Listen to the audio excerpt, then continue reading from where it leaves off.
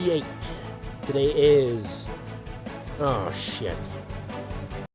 That's not the date at all. I got my cadence all wrong. I was like, I'm supposed to say something else. What is it? Yeah, my bad. Okay. What were you saying? See, this is before? the problem with getting sleep. That's right. Now I'm off. I can't. Let's get it on. Get it on.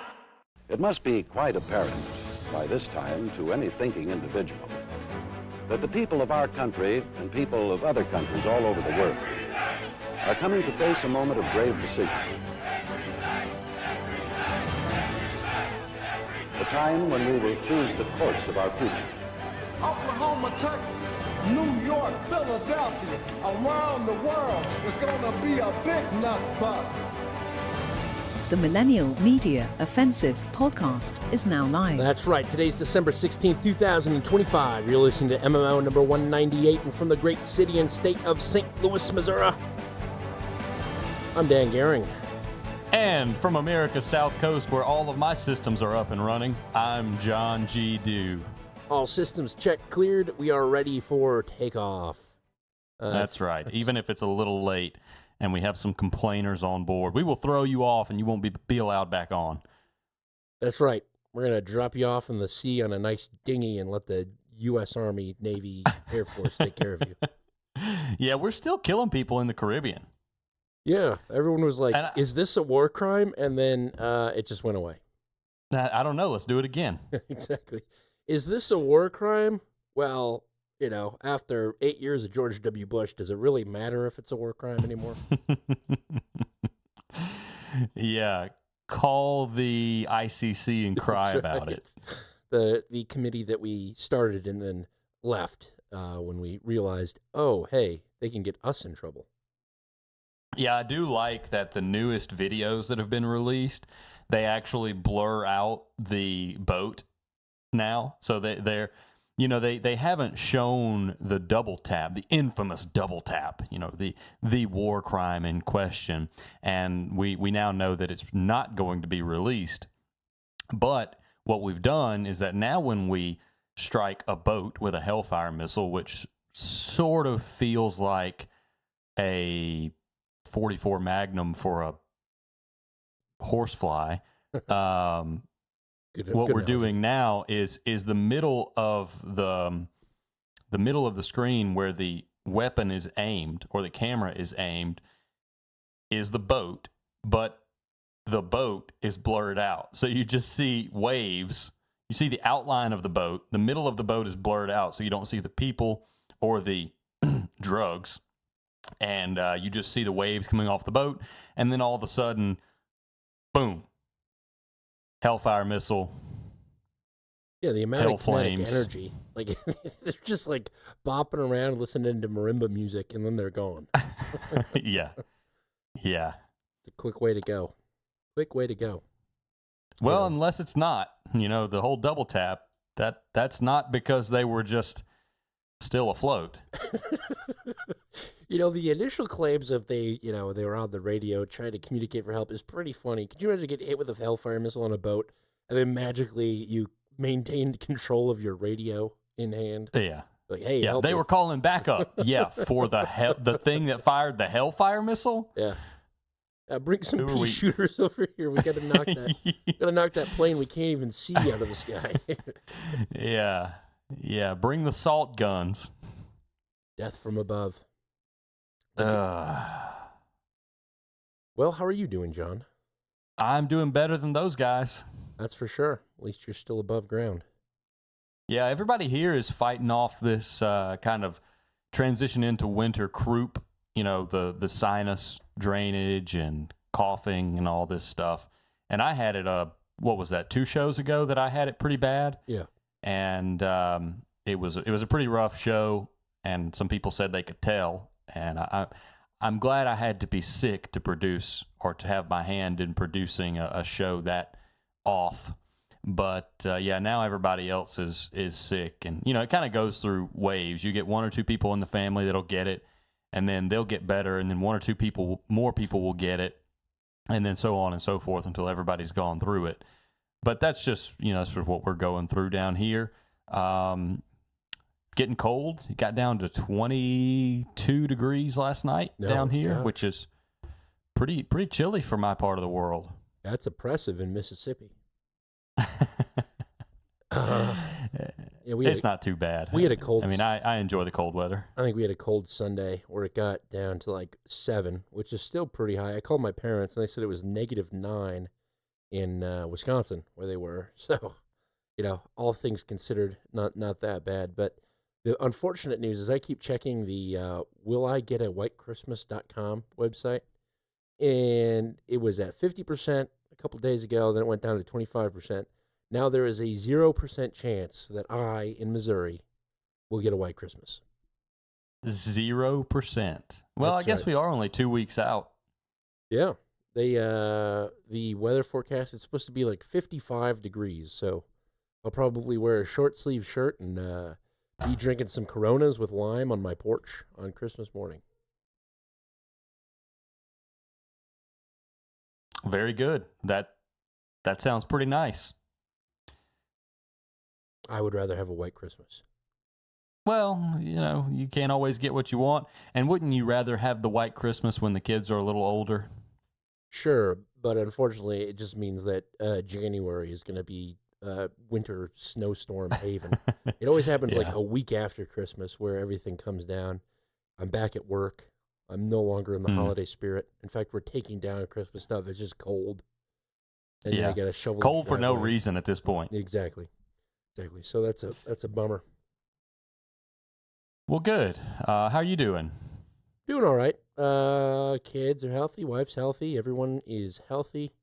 No complaints. Getting extra sleep at night now. We had a 6-hour stretch last night, so can't ask for much better. I told you it'd get better. Well, we'll see. 1 6-hour stretch. I'm not holding my breath for another repeat. Yeah. Well, you'll get it. It'll come. Eventually. It's nice, and I know I'm not telling you anything, but I have to imagine it's very nice that it wasn't just one of them that decided to sleep. Yeah, it's great when it's both of them. You get yeah. Because one dictates the feeding schedule for the other, and vice versa. So Right. yeah, but that's my venture into parenthood so far. So, and that's pretty Well, much very all I'm good. doing. That and shooting. It's really admirable, I think, for both of us, that we've maintained this product through both of our ventures into parenthood, haven't been overwhelmed. You could say it speaks volumes of the supportive nature of our wives. I think it's got a little more to do with us personally, Yeah. but What do our wives do? Sit around and read magazines all day? Come on. they keep ordering things from the Sears magazine. I'm going to text Elise. When you hear it, just know I was kidding. That's what Yes, you're an awfully big man to be henpecked. Well, it still happens. She's got, there are certain levers that she can pull, and she pulls them. And I'll You've leave got it at more than that. one? How do you think I got twins, my man? That's not how that works. Oh, maybe. I failed well, health you know, class. there were some things that went on.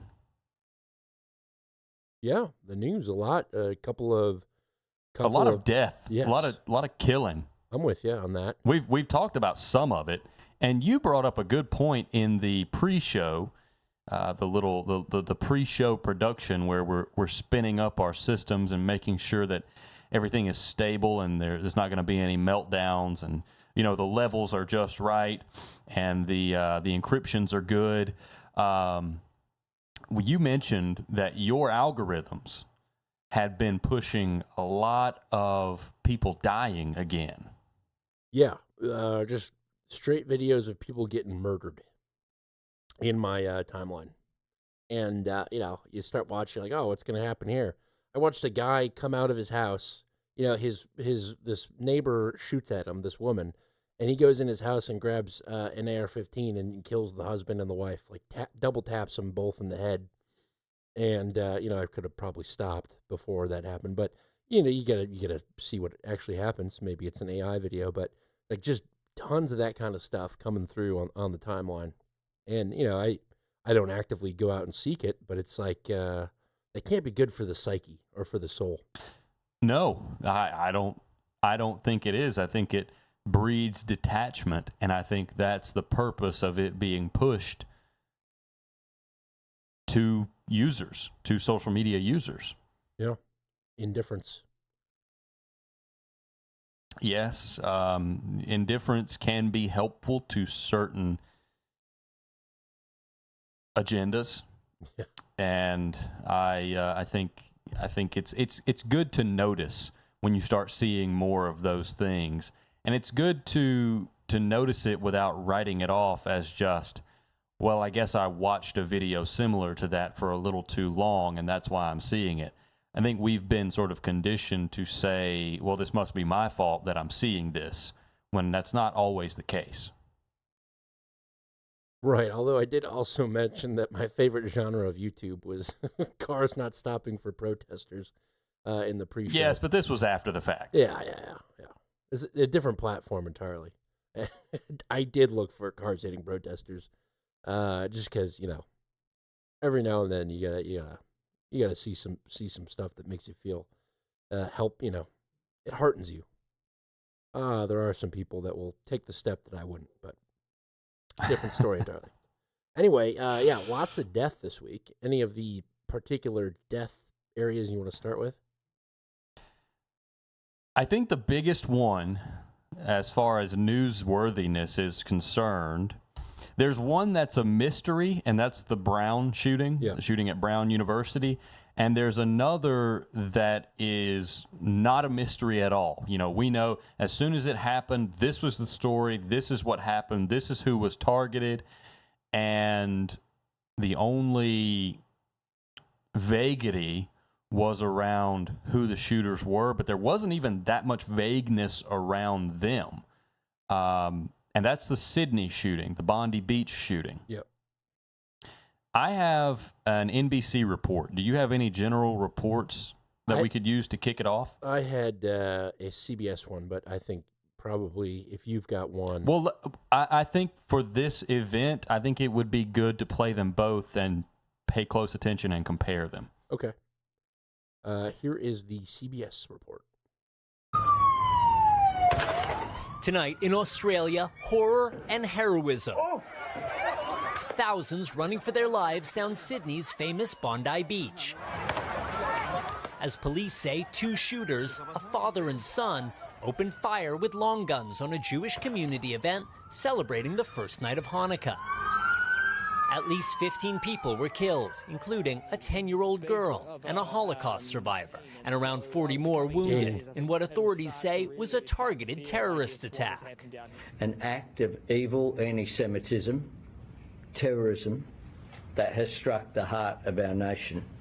Of the two gunmen, the father was killed, police say. His 24-year-old son in custody in critical condition. 3 law enforcement sources tell NBC News the son's name is Naveed Akram. I think what was the most shocking was how long the gunfire lasted. The shots were going on for ages, multiple minutes. That part of the story really was like, oh, I wonder why that is. In America, you know what I mean? Somebody would have stopped that. This is the moment a bystander leapt into action, wrestling what appears to be a shotgun from one of the attackers. His name is Ahmed Al-Ahmed, a father of 2 who owns a nearby fruit shop, according to Australia's Channel 7. His family says he was shot in the hand and arm. We hope he will be fine. He's a hero. 100% he's a hero. Tonight, his bravery is being hailed worldwide, including by the president. And saved a lot of lives, so very brave person who's right now in the hospital. Israel's prime minister accusing Australia's leader of being weak on anti-Semitism. You let the disease spread, and the result is the horrific attacks on Jews we saw today. Among the dead, Rabbi Eli Schlanger. Joy and happiness, prosperity, a representative of the Chabad Jewish organization, remembered for his commitment to spreading joy. Raf is joining us now. And in Australia, Raf, gun deaths are relatively rare. This is a place with strict gun laws. And we're learning one of the shooters did have a gun license. Yeah, Hallie, police are saying the father had legally purchased 6 guns. They found some of them at the crime scene. Others they recovered during a raid at the shooter's family home. Police also saying they disarmed 2 rudimentary bombs they found in a car parked at the scene of the shooting. Hallie. We thank you for watching, and remember, stay updated on breaking news and top stories on the NBC News app or watch live on our YouTube channel. That's boo. Now, I know that we pulled the same clip because that is actually NBC's report, and that's the report that I have. But I cut off the end. Like a true podcaster would do. True professional. That's what I'm doing here. And like a true professional podcast, my first question is going to be about the Jews. No, that was a bit of a joke. But I do wonder, in Australia, you have some of the most strict hate laws in place where you can't criticize religious minorities, Muslims, Jews. You will get a knock on the door, and you can be arrested, and that you have that fact underpinning all of this, and in the first response that the Jewish prime minister has is you didn't do enough to combat anti-Semitism, and because you didn't do enough, this happened. I find that very alarming. Yeah. Because if the Prime Minister of Israel, who's a good friend of our president and a good friend of many of our lawmakers, if he doesn't think that Australia is doing enough to combat anti-Semitism, I wonder what he thinks about America, the United States of America. He can't have a very high opinion of the things that we do with our First Amendment, evil as it is. Well, we've passed laws that are trying to make, that kind of stuff illegal. Talking poorly of Israel. Get you in the slammer. Yeah. I heard that and my antenna went up, my professional podcaster antenna.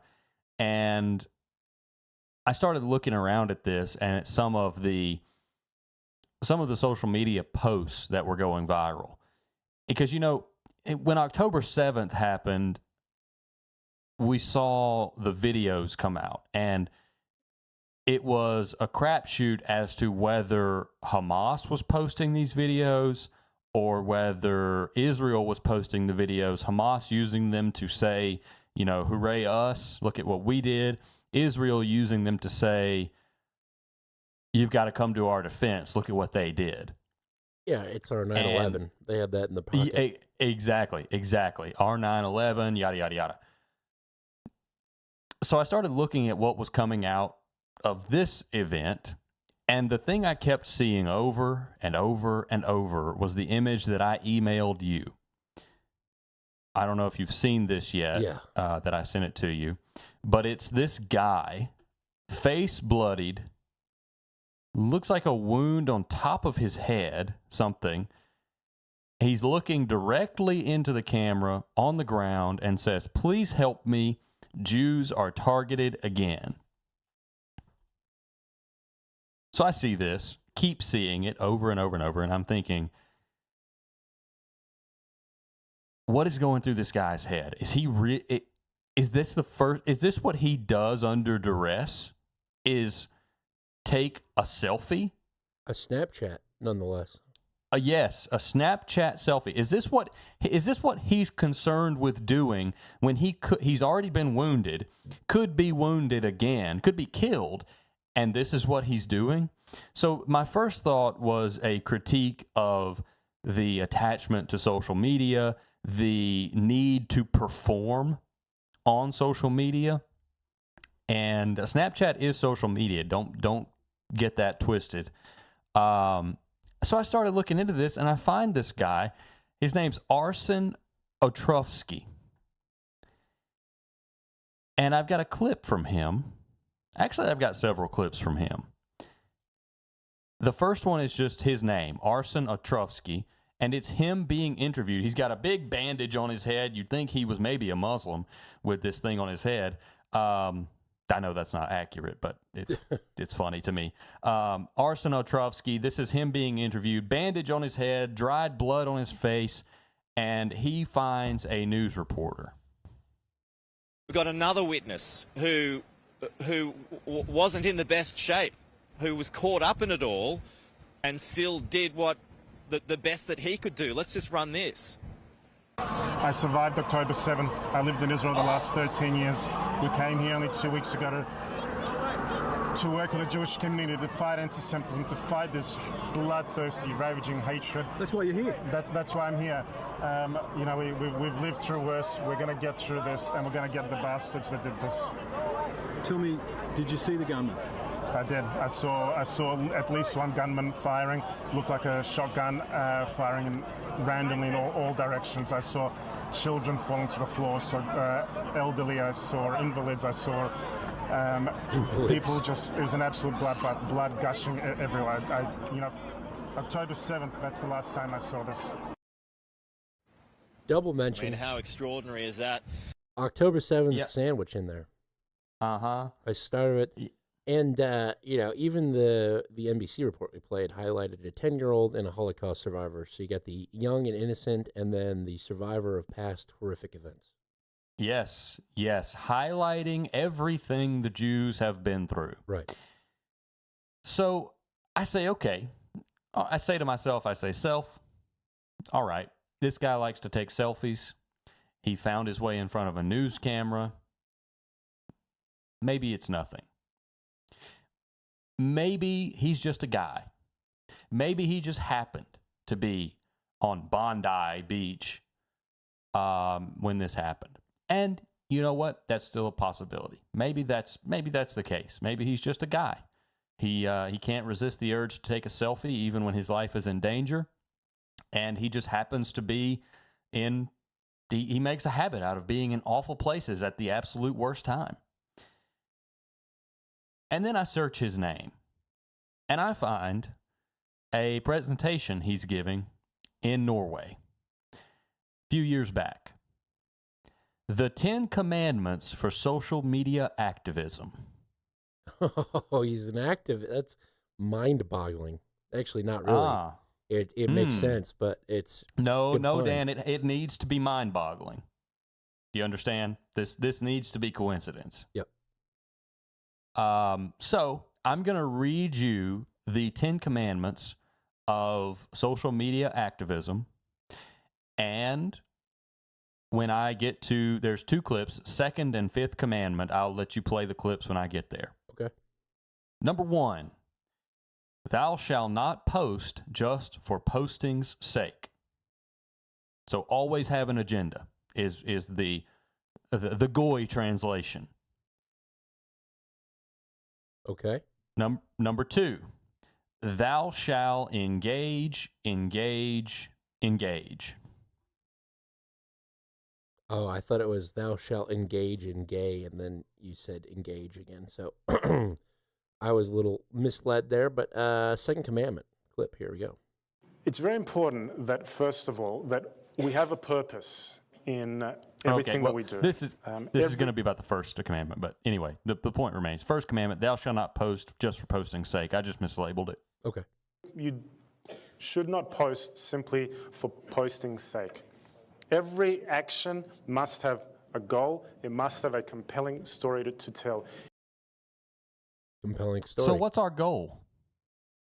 Jews are under attack everywhere, even in one of the safest places on earth for gun crimes, Australia.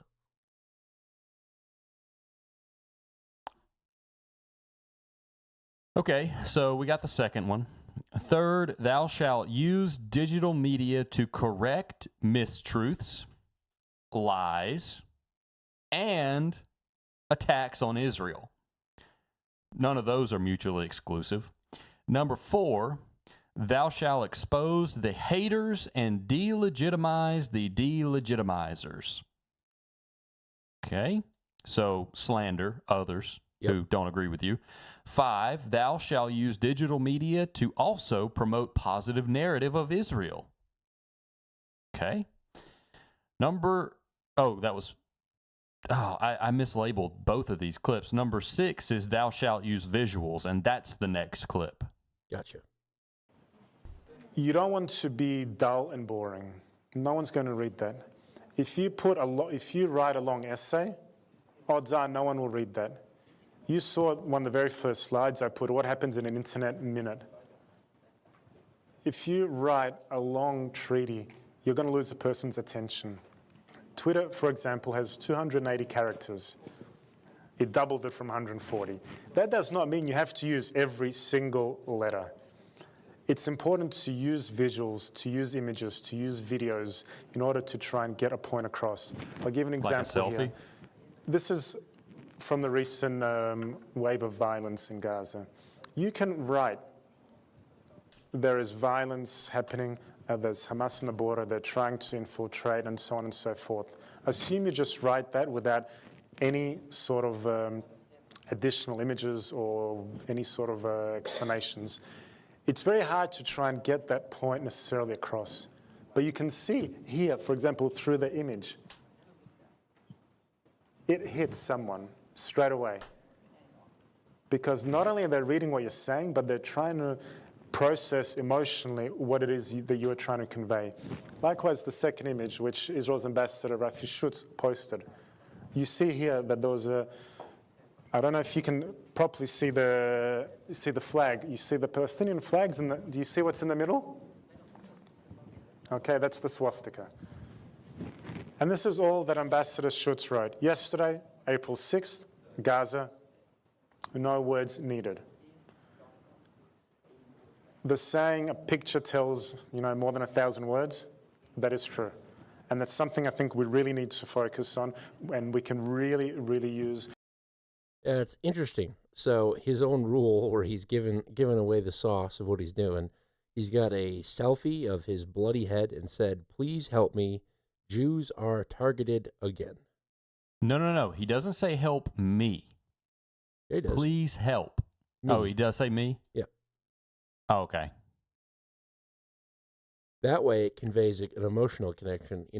If he's just a random guy that's concerned about the Jews, but now he's letting you know he's one of them. Me. Yes. He's one of the targeted. Wow. Yeah, I've got if you are just listening to the podcast, I've got this screenshot on the live stream, and it is a bald-headed guy with a bloody face and text underneath that says, "Please help me, Jews are targeted again." And it's this guy, the guy you just heard speaking about how to properly rile up people and get their attention. Yeah. There you have it. Okay, so number 7, these are underwhelming, but number 7 is thou shalt use hashtag and @, which means you should use hashtags and tag people. Number 8, thou shalt not be boring. Number 9, thou shalt think twice before posting. Number 10, thou shalt not use digital diplomacy to replace face-to-face diplomacy. I think we are past the point of digital diplomacy in the anti-Semitism fight. And I think we are going to look back in the next probably 6 months and realize that from about this point on, we were in a very much face-to-face diplomacy phase where things have gone kinetic, and I don't think they're going to be less kinetic in the next few months in this realm. I would even go as far to wager if there was a line on Kalshi, which I have to tell you, I can't do the Kalshi bet thing for the show. You have to take a picture of your photo ID and you have to give them your social security number because it's a financial platform, and I'm not doing it. After all of the blackpilling we've done about the surveillance state, I'm trying to get serious about my privacy and my family's privacy, even though I do a podcast that's free to the public and everybody can get my name and hours and hours and hours, days probably of my voice. Oh, definitely days. I'm going to do what I can. So I can't do the Kalshi thing, but I will hypothetically put my wagers down on the lines that we do for the show if we do them. Play a game, basically, a game version of it. But what I would wager here is I think we've got a really good chance, and I shouldn't say a good chance, it wouldn't be a good thing. I think there's a high probability of a serious anti-Semitic attack in America in the next probably 4 to 6 months, if that long. So we can, I think we have a black book. I forget what I called it. Oh, I remember.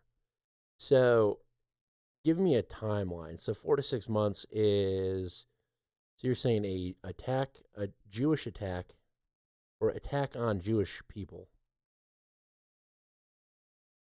Yes, an attack that will be anti-Semitic. Anti-Semitic in 4 to 6 months. Yes, in America. And that the purpose will be to pressure the administration to get serious about anti-Semitism. I mean, the groundwork is being laid with Australia with the response of the Prime Minister to this attack. You didn't do enough. This is why this is happening. Mr. President, you didn't do enough. That's why it happened in your country. Pam Bondi is putting together a list of extremists already. A good list of extremists. This article popped up today on my timeline from NPR about the gun laws in Australia being already pretty strict, and some new measures. New measures. They're going to renegotiate the National Firearms Agreement, which was enacted in 1996. Speed up the establishment of a national firearms register. There's something interesting. Use more criminal intelligence in the firearms licensing process. As you heard, the guy was legally licensed to own those guns. Limit the number of guns one person can own. It's like the dirtiest sentence I've ever read. Limit the types of guns and modifications that are illegal. I'm here in California in that one. Only Australian citizens can hold a firearms license. That should be obvious. And introduce further customs restrictions on guns and related equipment. Therefore, owning a 3D printer might put you at risk in Australia pretty soon. It even says so in this article. The Australian government could limit imports of items involving 3D printing or accessories that hold large amounts of ammunition. Well, in places like Australia, there will eventually be registering software for homemade CAD designs, or CAD, computer-assisted design, where if you design something on your computer and it could be construed to be a part of a weapon or a weapon, and you don't run it through an automated system to verify that it is not a weapon, you could be found liable under the law for owning or being in possession of firearms-related materials. Have you seen what a switch for a Glock looks like? Yeah. It's literally a plastic square. Yeah. So good luck, Australia, with that. Again, Millennial Bookkeeper, I urge you and your hubby to come on and move back home to the States. We'd love to have you. Yeah. But I know you may, I don't know if you're serious about that or not. There's no running from this. We're not safe from this in America. And I think things are going to happen in America much more swiftly than many people realize when they start happening. The days where centuries happen? Yes. So I don't think you may find temporary reprieve if you move to America from somewhere like Australia, but it won't be a permanent solution unless you move far enough away into the woods that no one cares what you're doing. But ask Randy Weaver how that goes. So you think, R.I.P. patron saint of the show, Randy Weaver. What has led you down this all of a sudden super black belt? I know we've been talking about the government spying and all these different things, but you think America is that close to the edge to being just like Australia? This anti-Semitic attack is going to bring us there? Well, I think we're obviously we're closer than we've ever been, but I don't think we're in a static state of existence. I think we're moving in that direction, and the surveillance apparatus to make this happen is going to be in place for whoever is determined to be the ones to put it into place. So it won't take long for this to happen. And basically, if you give people the right incentives, you're going to decrease the pool of gun ownership in America by magnitudes with the correct incentives, especially if you have the right circumstances plus the right incentives, which, if we go through an economic downturn and then you start offering people $1,000 a piece for every firearm, you will decrease the gun ownership pool dramatically. And that... the only gun that I would do that with is my 16-inch barrel 22 revolver that I bought as a joke for about $100. That would be the easiest gun buyback, and I would actually engage in that. But usually it's something stupid like a $100 grocery gift card.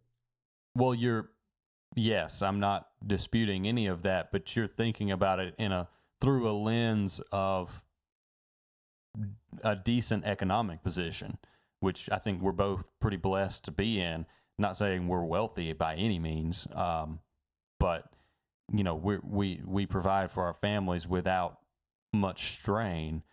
But that can go away pretty quickly too. I mean, I know you've heard of Ron Paul and his theories on when the economic collapse happens, what it'll be like. And I don't think he's wrong just because he hasn't been right yet. And I know that's very out there, very big picture. But yeah, you don't put the surveillance apparatus that we have in place for no reason. And you're already seeing the First Amendment being rolled back in certain places. I mean, the First Amendment has a history of being rolled back. And why wouldn't that continue? Yeah. I mean, I'm not a frequenter of these websites, but in Missouri, porn has been effectively outlawed without an ID. You need to submit your ID in order to look at porn in the state of Missouri, which is probably... And that is exactly why when I went to sign up for Kalshi for the sake of the show, they asked me for my ID. I said, absolutely not. This is another venue. This is another cow pen. It's to herd the cattle into the digital ID corral. And I'm not going to be a part of it as much as I can. And, you could argue that it's futile. Resistance is futile. Maybe it is. But I'm going to have a little bit of pride about it anyway. Right. Yeah, I think we're definitely moving towards a more authoritarian world. The Eastern Freedom clip of Klaus Schwab talking about how he wants to, where you have to deal with a more angry world and find those solutions, that comes to mind. Now, with all of that said, all of this, you said it perfectly. There's been a lot of black pilling around here lately. I have some suggestions that I've found over the last few days, week or so, that I want to share with everyone, but you got to give me a second to go get my notebook, my handy-dandy notebook, because we're a Blues Clues family around here when we watch TV, which isn't often. Sure. Do you want to redo your connection to Clean Feed before you go?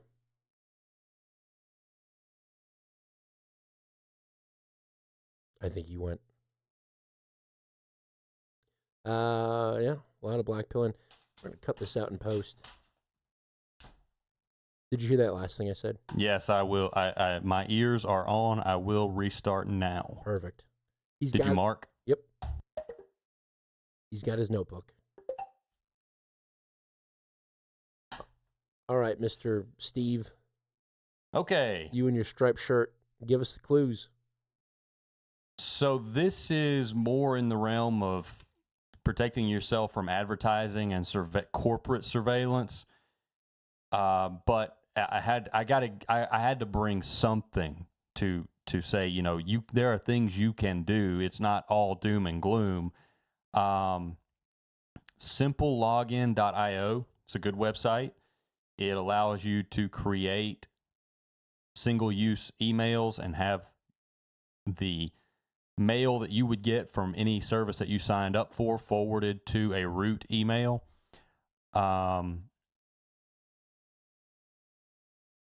You can also go to privacy.com and you can use privacy.com to create virtual credit cards so that your actual credit card isn't exposed. I mean, get off social media. That's a big one.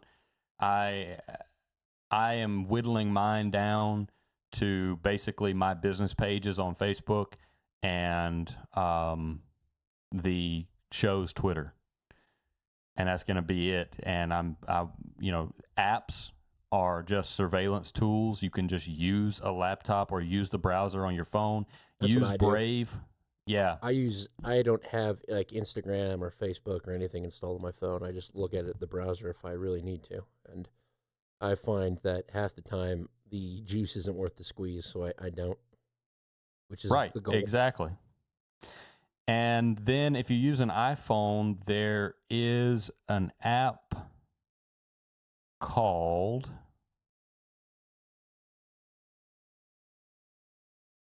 Orion. Orion is on the iOS App Store, and it's a replacement for Safari that's privacy focused. Yeah, I use Brave on my iPhone. There you go. Brave's good. Brave, I mean, as far as browsers are concerned, Brave is accessible and fairly user-friendly. Don't use Google. Don't use Gmail. Gmail reads everything. I am guilty of Gmail. Yeah, I'm trying to work away from it, and I'm using simplelogin.io and Proton Mail to get away from it. You mentioned that Proton Mail required an ID from you last show. Not an ID. It required me to link my Google account, the Gmail account, or some account that I had. So I had to supply an additional identifier. So I had to sign in through Google in order to. So that email is now like registered with Gmail. I created a new Proton Mail password to try to work some of this stuff away from Gmail accounts today, and I didn't have to do that. Oh, interesting. Maybe it's because of the number of Proton Mail accounts you have. I do have quite a few.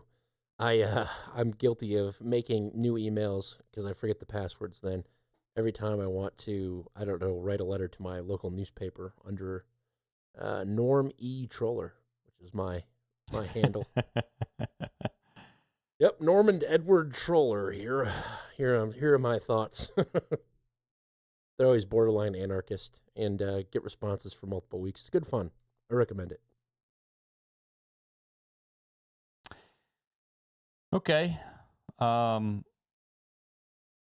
Yeah, that's I really just wanted to provide some things for people to look into. I don't want people to feel hopeless. I want people to be realistic about the world that we live in, and you shouldn't mistake realism for hopelessness. There's always hope, and you can always fight back in ways that are acceptable to the state for now. But I felt like I owed the people a little bit of research into what can be some tools that can be used to at least combat some of the corporate surveillance, because the corporate surveillance dragnet feeds into the state dragnet. I mean, the corporations are doing a lot of the surveillance legwork for the state, and if you can cut out that part of it, you would have to be, if you have really good OPSEC on your corporate surveillance front, you would probably have to be targeted for the state to get a significant amount of useful information on you. Maybe I'm wrong about that, but maybe there's an aspect of faith there. But no, I think you're right. I mean, you are the product when it comes to social media. I know that's been said a bazillion times for the past 10 years, but it is true. Initially, everyone was saying, oh, it's just for advertisers so they can sell you relevant ads. And then Amazon Services built the warehouse across from the CIA headquarters. So I think that kind of talking point went away when it became apparent that, oh, that information can also be sold to governments.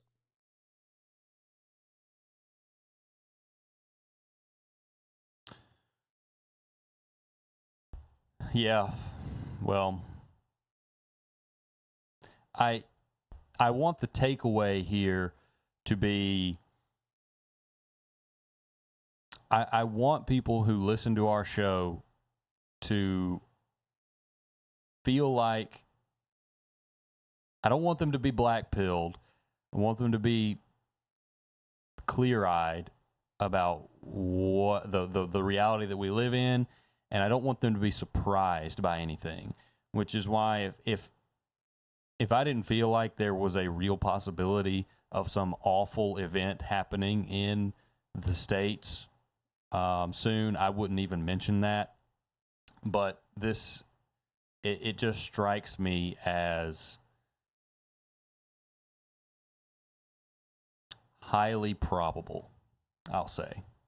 And I think it's going to be in service of a larger agenda. It's not going to be just some act of bigotry. It'll be painted that way, and it'll be sold to you that way, but it will be in the service of a larger agenda of safeguarding the right of certain peoples to exist. Right. Safety in exchange for liberty, that kind of stuff. Well, that's depressing. What other things have you been following in the news this week? Oh, quite a bit. Yeah. Gleefully. Well, first of all, before we get away from this Bondi Beach, what have you seen about the shooters themselves? I saw a father-son duo. They were part of the Islamic State. They were using bolt-action rifles, which is just like, I mean, the guy that bum rushed the one guy and got his gun away from him, that should have happened 15 minutes prior, because that's how fast that guy was shooting off actually the bolt. I understand that some people can be very lethal and work the bolt fast, but that guy was not one of them. The son, that is. The father got killed, but I heard, they found 2 ISIS flags in the truck. It's funny because the flags are never on the people, but they're found later in the truck. Yes. Same with the New Orleans terror attack, terror attack, where the guy drove through the crowd on Bourbon Street. Yep. He had an ISIS flag in the truck. I remember the haze around that too. Some people were saying the ISIS flag was flying on the truck. Some people say it wasn't. It was found There were later pictures of it covered. Yeah. Just bizarre. So I've got the Guardian reports that they appear to have been inspired by Islamic State, the Australian Prime Minister says, and they traveled to the Philippines in the last month, and it's their speculation that they went to train. Who went to train? These guys? The father and son, yeah. They went where to train? The Philippines. Okay. It's an interesting training ground. I know we send our troops there for tropical kind of forest training sometimes. There is a branch, so we're told, there is a branch of ISIS in the Philippines, small local jihadist groups includes veterans from older Southeast Asian militant groups. It's an interesting connection, the Philippines, because, we do a lot, like you said, in the Philippines, both with surveillance, economic and military surveillance, we would argue here, and with stationing troops and military exercises. Right. Which begs the question, why don't we hear about ISIS attacks on American troops in the Philippines? Because we hear about ISIS attacks on American troops out of Syria this week, but I've never heard of an ISIS attack in the Philippines. Nor have I. It doesn't fit the Filipino vibe. The Philippines, while they come off as like happy, friendly, their laws are very strict on a lot of stuff. Yes. Like if you get caught with certain kinds of drugs, it's like the death penalty in the Philippines. Yes. So, not so Bong Bong happy. I think Bong Bong, isn't it like Ferdinand Bong Bong Marco? Isn't that the president of the Philippines? I'm pretty sure. It is Ferdinand. Is that the Philippines though? Yeah, Bong Bong Marcos. Yeah, Filipino politician. Yeah, you're right. There you go. I know my politicians. Because he had the Bong Bong parties. He's the Bong Bong man. Remember the first time I read it, I go, that can't be real. And it's not. But that's his nickname, Bong Bong. Yeah, I feel like there's more to this Philippine angle.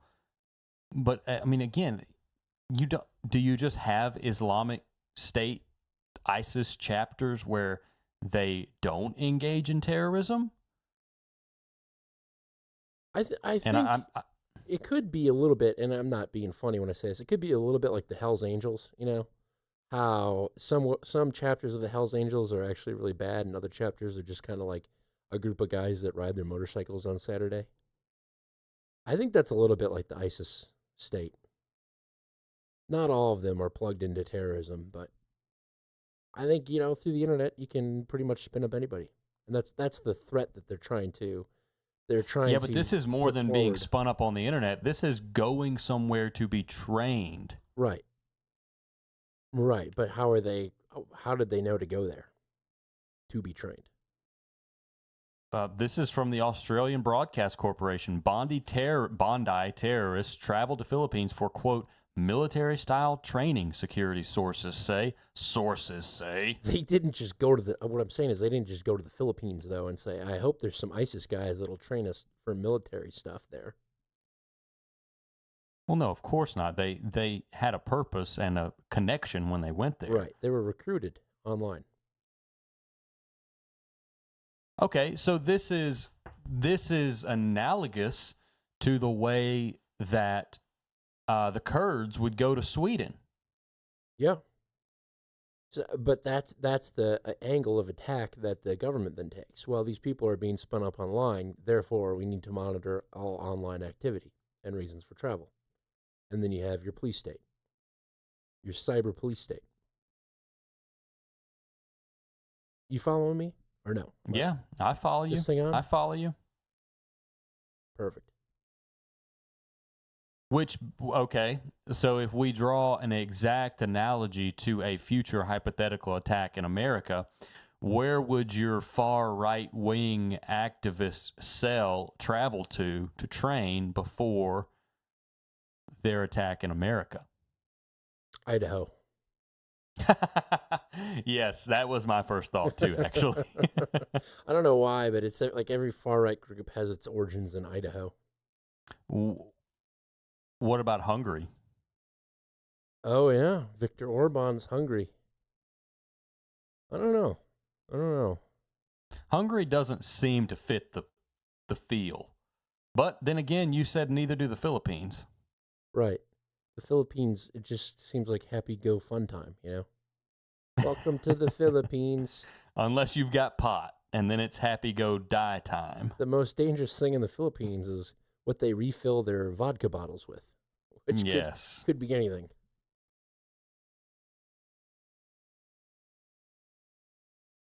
Alrighty. So that's something to think about. Well, speaking of ISIS, we had I mentioned this. We had an attack on American National Guardsmen in Syria. I didn't actually hear this, so I'm excited. Well, I've got a CNN report. Here we go.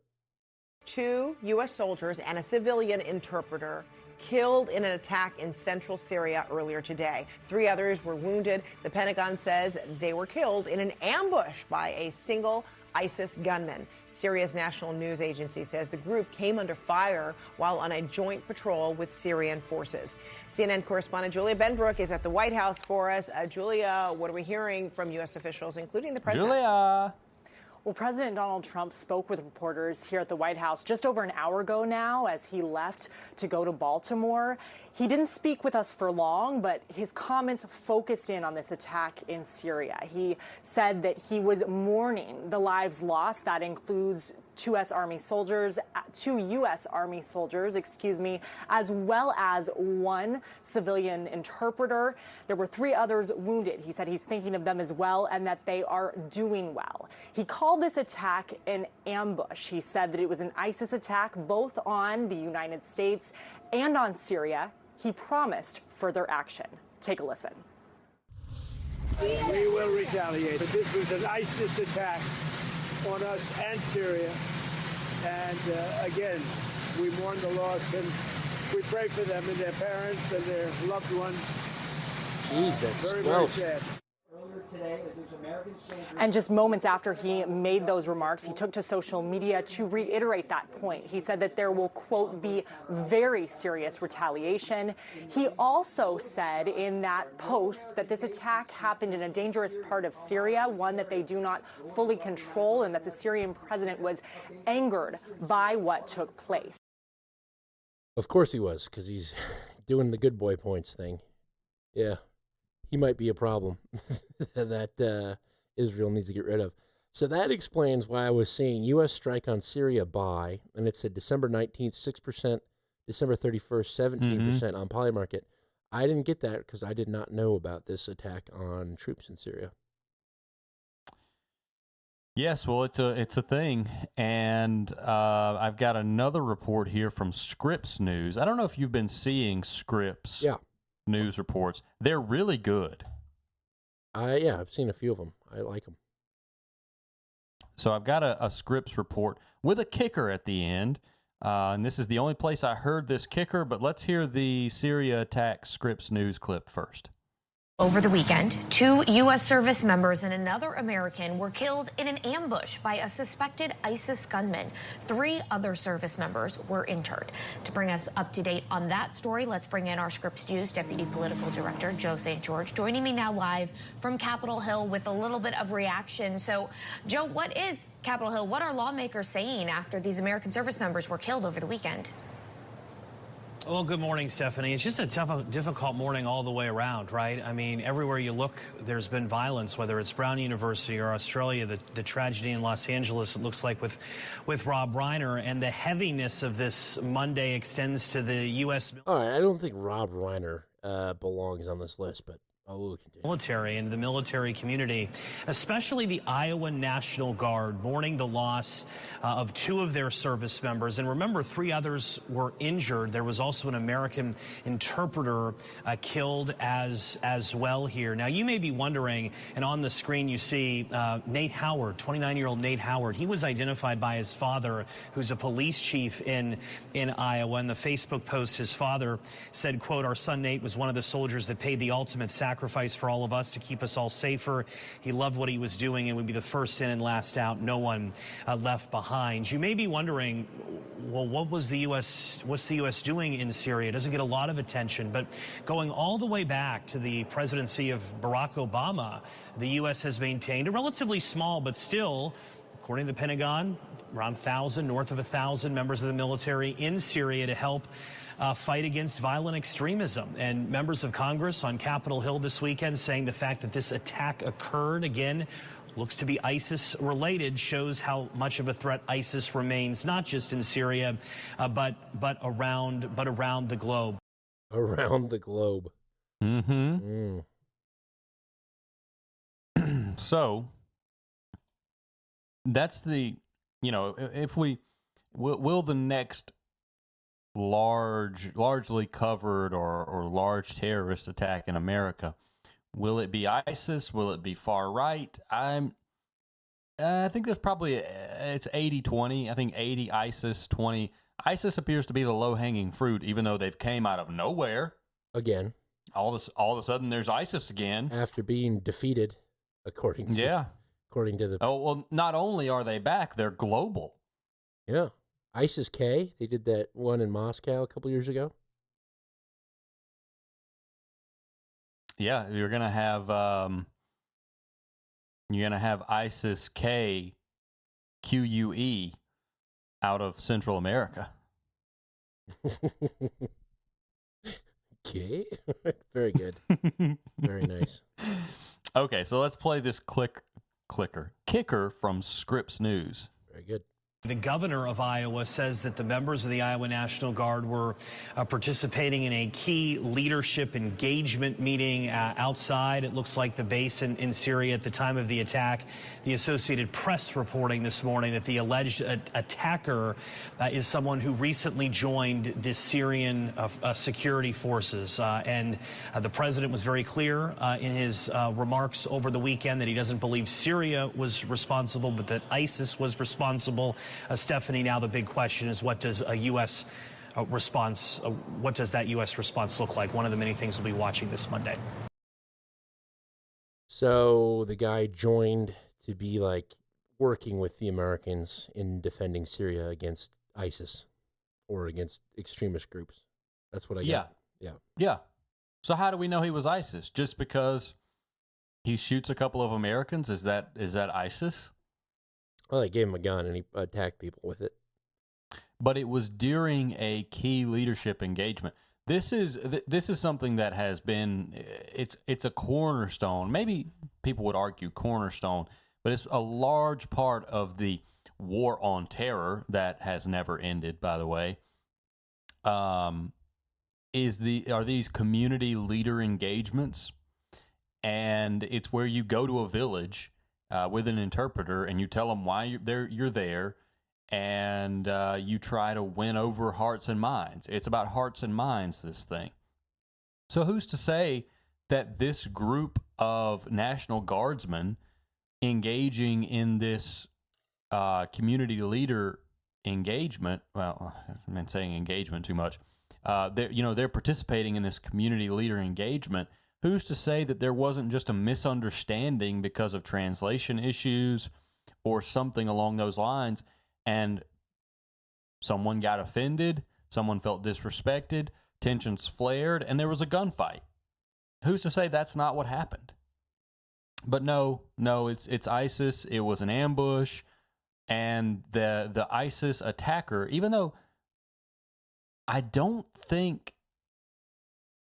the ISIS attacks in the Middle East are usually lone wolf attacks. I think that's more of an American ISIS characteristic.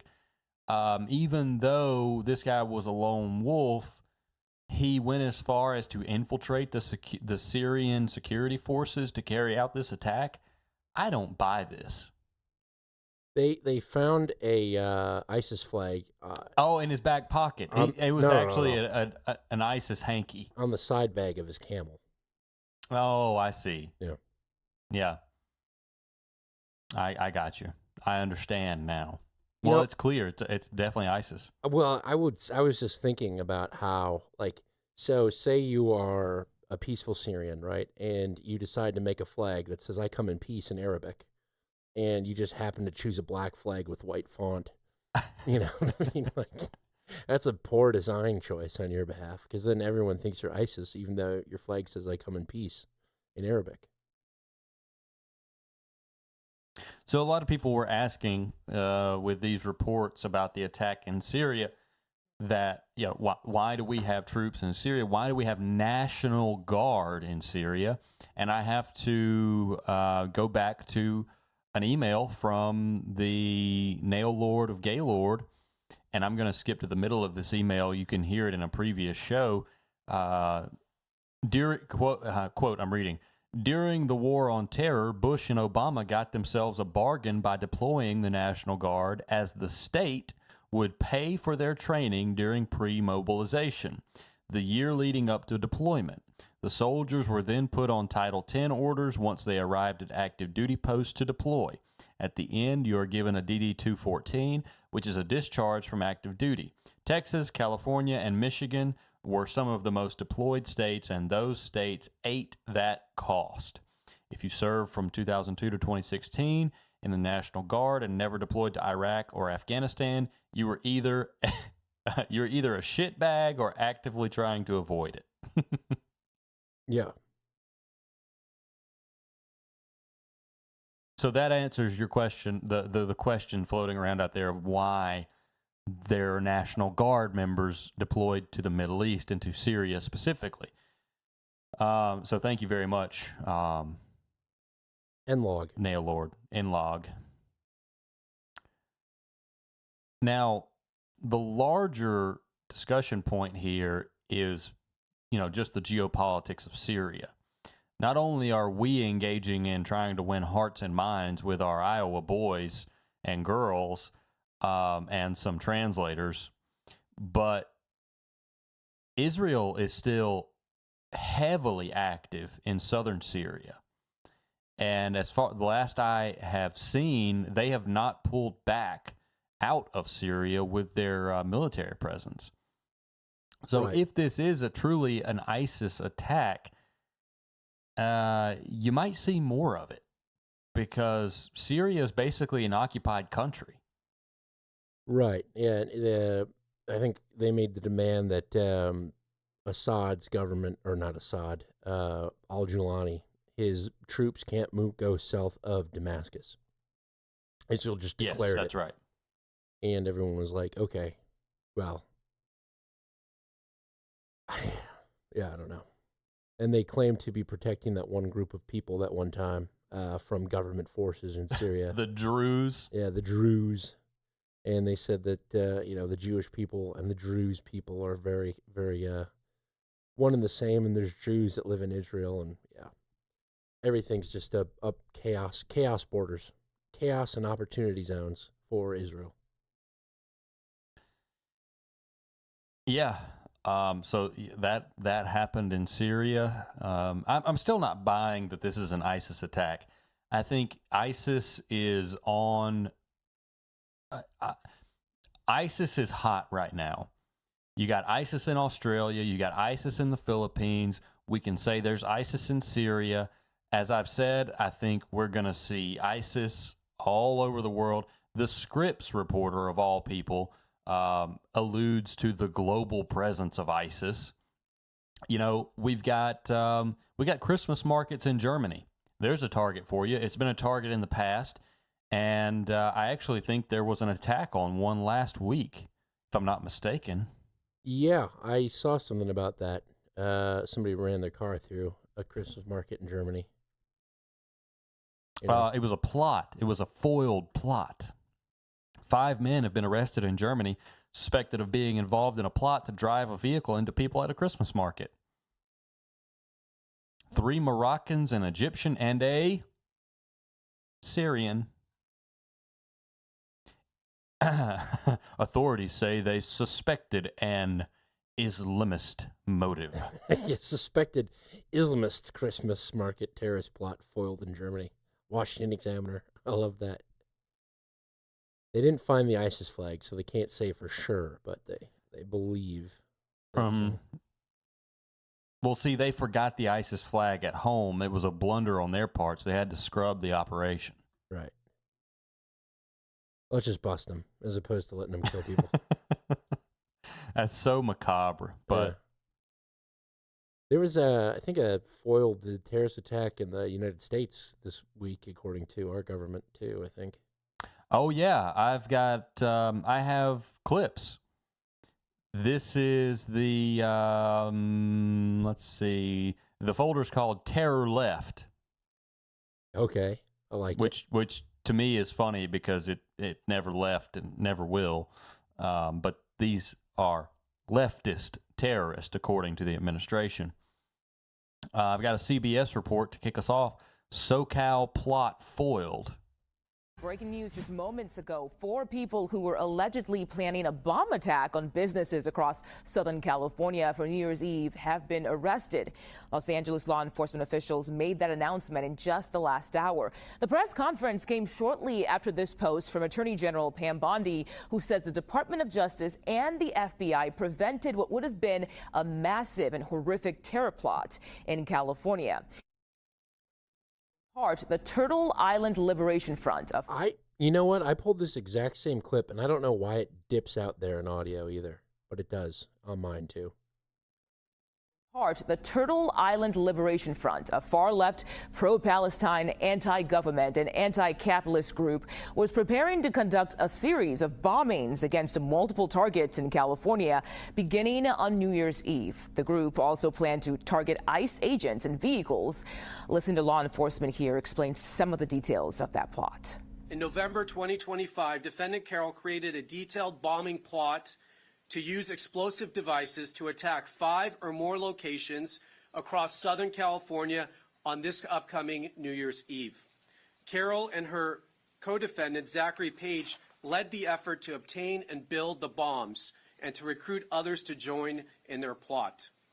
Carroll's bomb plot was explicit. It included a step-by-step instructions to build IEDs or improvised explosive devices and listed multiple targets across Orange County and Los Angeles. Carroll also made clear her desires. She said, quote, "What we are doing will be considered a terrorist act." Carroll and Page also discussed plans for follow-up attacks after their bombings, which included plans to target ICE agents and vehicles with pipe bombs. Carroll stated that those plans would, quote, "take some of them out and scare the rest."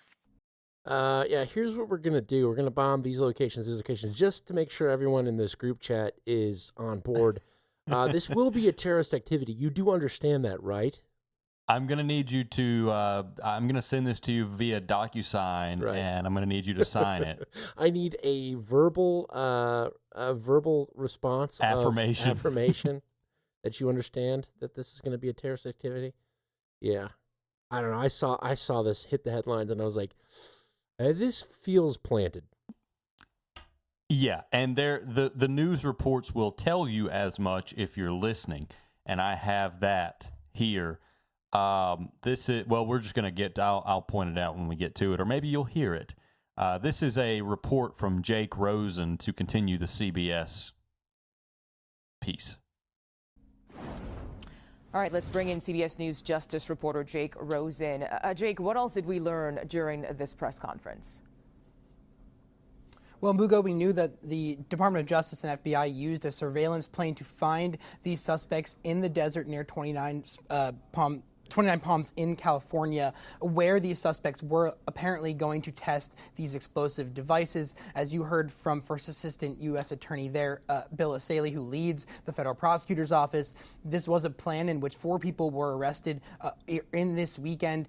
An additional person the FBI said was arrested by the FBI in New Orleans, who is also a member of this group, the Turtle Island Liberation Group, or Front, I should say. At the same time, we also know that Asaley said that these suspects were also the member of another group who were planning some more severe attacks. It's unclear exactly which attack was planned by one group or not, but it appears that Audrey Carroll, you see on the left side of that photo right there, was the mastermind of both of these attacks, allegedly. They had a detailed and coordinated plot that at midnight, Mugo, these backpack bombs, which apparently the FBI says these people had created the technology or found the technology to potentially hide the way that these bombs were planted and to hide evidence that they had planted them. Were going to explode simultaneously at these different logistics centers throughout the Southern California area. The FBI did not say specifically which companies were going to be affected. They said they would not name them or where specifically these logistics centers were located, but they did say they are in Southern California near the LA area. You can see that footage which was played at this press conference of these suspects gathering in the middle of the California desert to potentially plot out these devices, and they said that they were actively taking steps to either build more and also recruit more members to participate in potentially more bombings in just a couple of weeks. The nick of time. What? Not really, though. they hadn't even built the explosives. So is it illegal just to have a plan to do something like this? Yes. It is if you're plotting out a mass terror event that's going to kill people and target things. I think that's illegal. Well, then why weren't the 9/11 hijackers arrested? We were following them. You know, same thing in Germany with I don't know if we brought this up, not Germany, but Australia. The guy who owned the guns legally in Australia, if you can believe it or not, had previously been investigated for terrorist links. The dad of the father-son duo. He was on their radar. Yeah, say the line, Bart. That's right.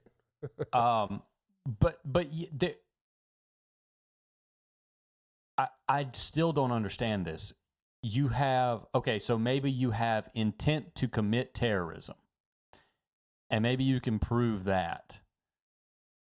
The lady said, "Hey, this is going to be a terrorist activity." Like, she let it out. Like, I know what we're doing. That's for one person. And then everyone that said, I agree with this plan. Yes, well, maybe she did. Maybe she required affirmation, verbal affirmation. They recruited a Fed day one. You know, if this lady wasn't, we were in day one.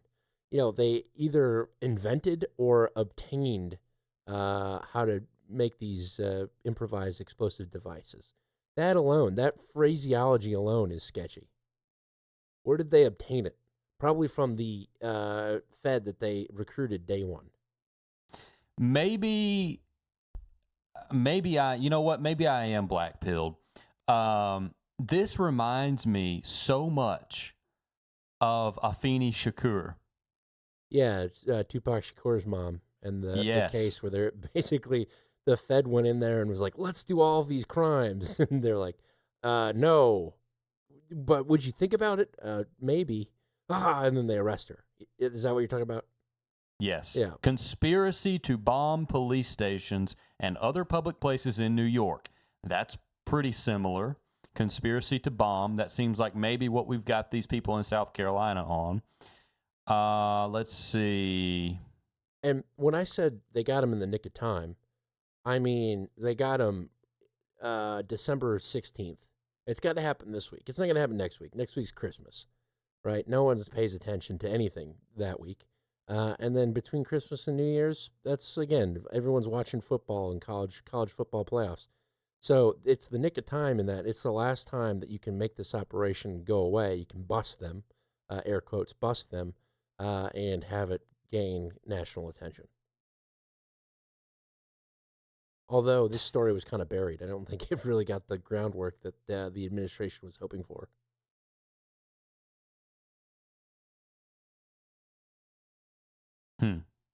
Well, I can't help but think of Afeni Shakur's acquittal and wonder if this case will find the same fate. Well, they have to get the Fed that admits to just being the one that, I'm pretty sure one of the key points of that story was on the stand. She got the Fed to admit to he was the one pretty much spinning up the violence as opposed to them. And I don't think any of the people involved in this that were arrested are nearly as sharp as Afeni was. No. So, last clip from CBS is politics, because of course. Wow. And Jake, I'm sure people are wondering about this because what can you tell us about this group? They're called the Turtle Island Liberation Front. That's right. If you look at just social media postings, it appears that they're obviously opposed to the Trump administration specifically their immigration agenda. Here's how Bill Asaley put it. Again, the person who's in charge of the federal prosecutor's office in California. He said they're a far-left, pro-Palestine, anti-government, anti-capitalist group. They are not specifically tied to Antifa, but the Department of Justice in this press conference said that because of an executive order that President Trump signed earlier in his administration directing federal law enforcement to go after Antifa-like groups, this gave his office more of a directive in Southern California to go after groups like this. And it appears that this was a long-standing investigation that took a lot of surveillance work. Again, we will see what charging documents hold. We have not had access to them yet. They were going to unseal them at some time after this press conference. But we do know that there was enough of a step to make these arrests across the country, 4 in Southern California and 1 in New Orleans, for potential simultaneous attacks on these logistics centers. It's unclear, again, what companies were targeted, but what we do know is that enough steps were taken that this group was spotted with a surveillance plane planning out these attacks and potentially blowing up some of these bombs to demonstrate their explosivity in the desert ahead of a potential New Year's Eve attack. Wow. Jake Rosen, thank you so much for your reporting. So we've got conspiracy and potentially possession of banned substances. They were depending on what kind of bombs they were making. They're out in the desert to test their bombs. Yeah, illegal. Throw them in jail, I guess. And I can't let this go by without mentioning it. Bowie Steve points out, clearly this is the Franklin Turtle Group liberation protest, fitting the meme of Franklin blows up California on New Year's Eve. That is so good. That is why we have the chat room. Yeah. Thank you very much. Woof. That's excellent. Woof. There's an idea for you. Huh? For art, Franklin blows up California. Yeah, dude, I rolled my eyes so hard that I don't know how they did it anatomically, but they actually did a flip in my head when I saw the back and forth about Hegseth using Franklin and the publishing company disavowing the use of Franklin. That's what you got to do, because the publishing company didn't give a damn, and then they got a bunch of emails from MSNBC watchers or MS Now watchers. What is MS? Did you give him permission to do this? Oh yeah, MS No One Watches. Yeah, MS No One Watches. Media service No One Watches. That's it. Media, yeah, perfect. Yeah, they get a bunch of emails for it, and they're like, we have to make a statement. Otherwise, we'll get backpacks at our headquarters doors on New Year's Eve. Yeah. Are you aware, speaking of the name, are you aware of what the Turtle Island is in reference to? I quickly did a Google search while that clip was playing. Cheater. I came up with the legend of Turtle Island, which is like the United States and North America, pretty much. Well, I've got a clip if you just want to let that explain it. It's actually a clip of one of the people arrested explaining this at a protest. Oh, perfect. It's excellent. There we go. So as many people are learning, Palestine is the true name of Israel, right? Israel was a creation in 1946 by the Zionists. It's the same with Turtle Island. That was what the original tribes on the Americas, before it was called America, it was known as Turtle Island. Oh, bullshit. Because believe it or not, if you look at the map, rather from the top down, but the bottom up, you flip that map of the Americas, it looks like a turtle. And so that's what the natives called it, was Turtle Island. So that's the decolonized name of the Americas. And Turtle Island Liberation Front is looking for reparations and land back for these indigenous groups in which the land was usurped. Many people think it's so far removed, but I have many comrades who are Native American and have stories of just their great-grandmother, being put in residential schools. It's still impacting the most recent generations. It's not as removed as people think it is. So, land back today, for tomorrow, and forever. Land back. Land back. Turtle Island. Turtle Island. Thank you, Mary. Thank you, sir. Yeah, it's true. She really highlights the actual historical Native Americans that definitely weren't killing each other and attacking each other. They all got along, and they're all like, you know what? We should call this land Turtle Island. Well, and they mapped all of North America. Yeah, and we know that it's a big island. It's not just of land. Course. We know that if you walk far enough east, you hit water, and far enough west, you hit water. So it's technically an island, and it's Turtle Island. And all the tribes agreed. They all got together. The Cherokees went down to the Aztecs and said, "You cool with this?" And the Aztecs said, "Yeah, let's behead." Of course, comrade. Let's behead some small children, and then we'll kick this rubber ball through this hoop. And they all went back to their respective lands, and everyone was cool with it being Turtle Island. Yes, the Inuits also played a large part. Right. But that's so funny because the Turtle Island name in large part correlates with how the leftists view the world of, we're not members of a country or some religious group. There's no borders. So Canada, Mexico, the United States, we're all joined in the fact that we're a part of the stolen land of Turtle Island. Yes. It's so unbelievable. But this is real. That clip is real. She really believes it. Yeah. Wonderful. No, it's so good. Yeah. So I've got an NBC report about this. Isn't over. This isn't over. We've still got a bit of a ways to go in deconstructing this. But this is Kelly O'Donnell's report on NBC. And what did you call it? Kelly O'Donnell report, NBC. Is that not in there? No. Oh, maybe I dropped it in another folder. Oh, no. I think you just named it IYSSS. No. There's an initial report, but I guess we've got the background. So IYSSS stands for if you see something, say something. This is where the game is given away. Got it. So there's a lot here to try to understand. What clearly has taken place in terms of the law enforcement piece is they were able to intercept this. They were able to get through search warrants, through interviews, through reviewing documents, enough information that they believe they were able to take these four individuals There's DocuSign. Off the playing field, if you can use that term. A fifth person also arrested in New Orleans, perhaps related to this. And it talks about a very organized plot. We don't have all the details yet in going through this about how they were financed or how long this has been in the works.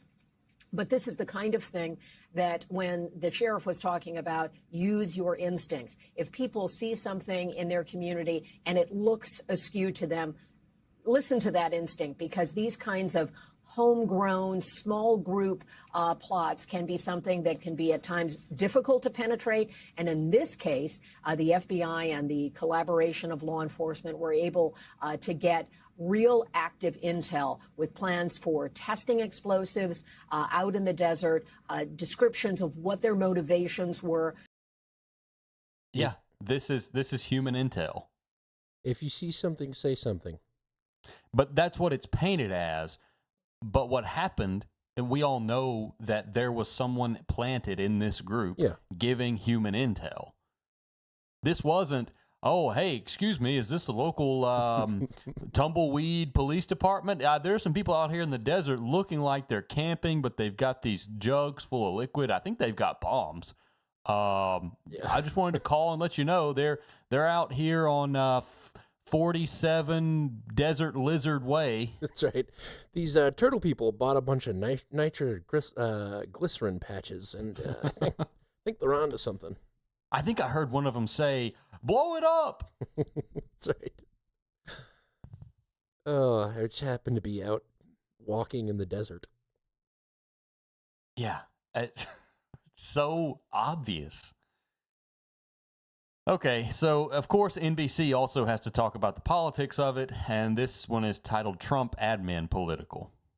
There's also a political piece in this. And so there's the law enforcement work that has brought us to this point with this criminal complaint and these defendants being in court later today to face these charges. And then obviously you heard what is an overarching theme of the Trump administration, and that is the argument that that they are looking for left-leaning groups that are anti-government, anti-capitalism, and willing to stoke violence. We've seen a lot of political violence in our country. this year in particular. And certainly this plays into part of what the administration says it wants to root out.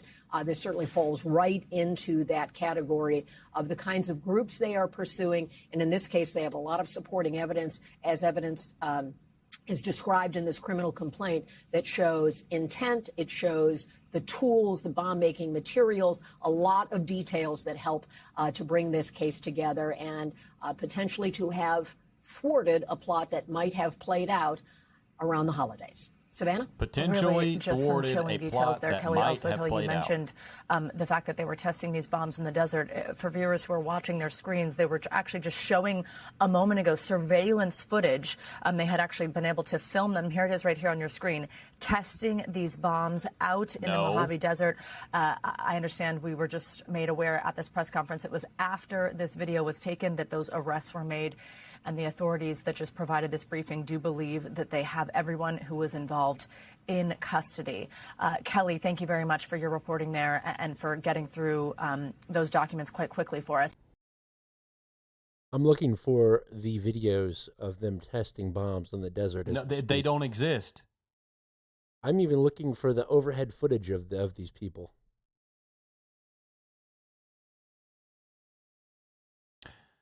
So what I'm afraid of, and I think I feel your presence out there, critic.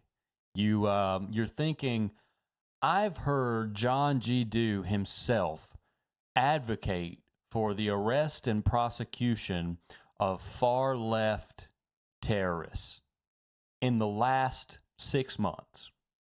Yes, you have. I have never advocated for the arrest and prosecution of mere doddering foot soldiers in the left.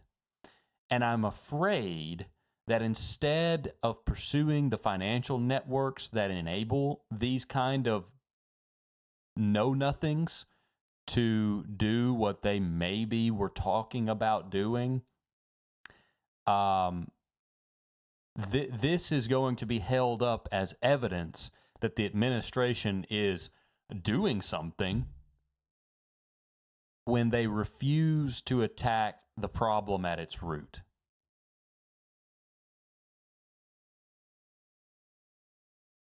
They're arresting And tell people. us, have you found these videos? I have not found the videos.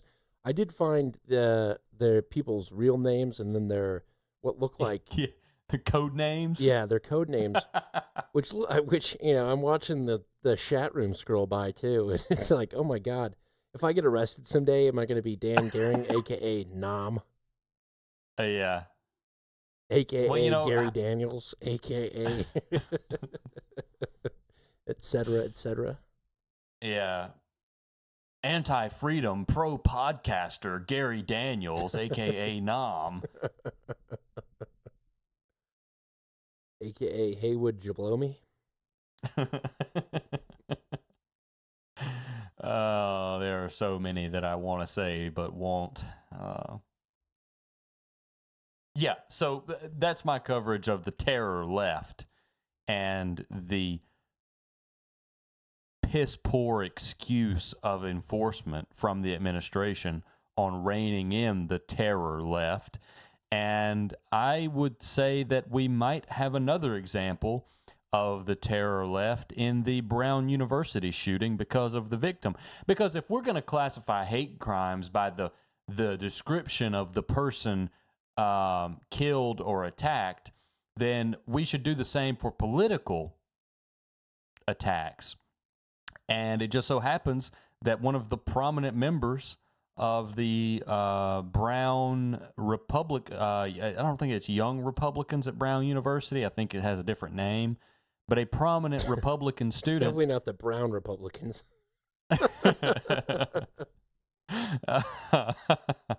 No, that's a different group. Yeah.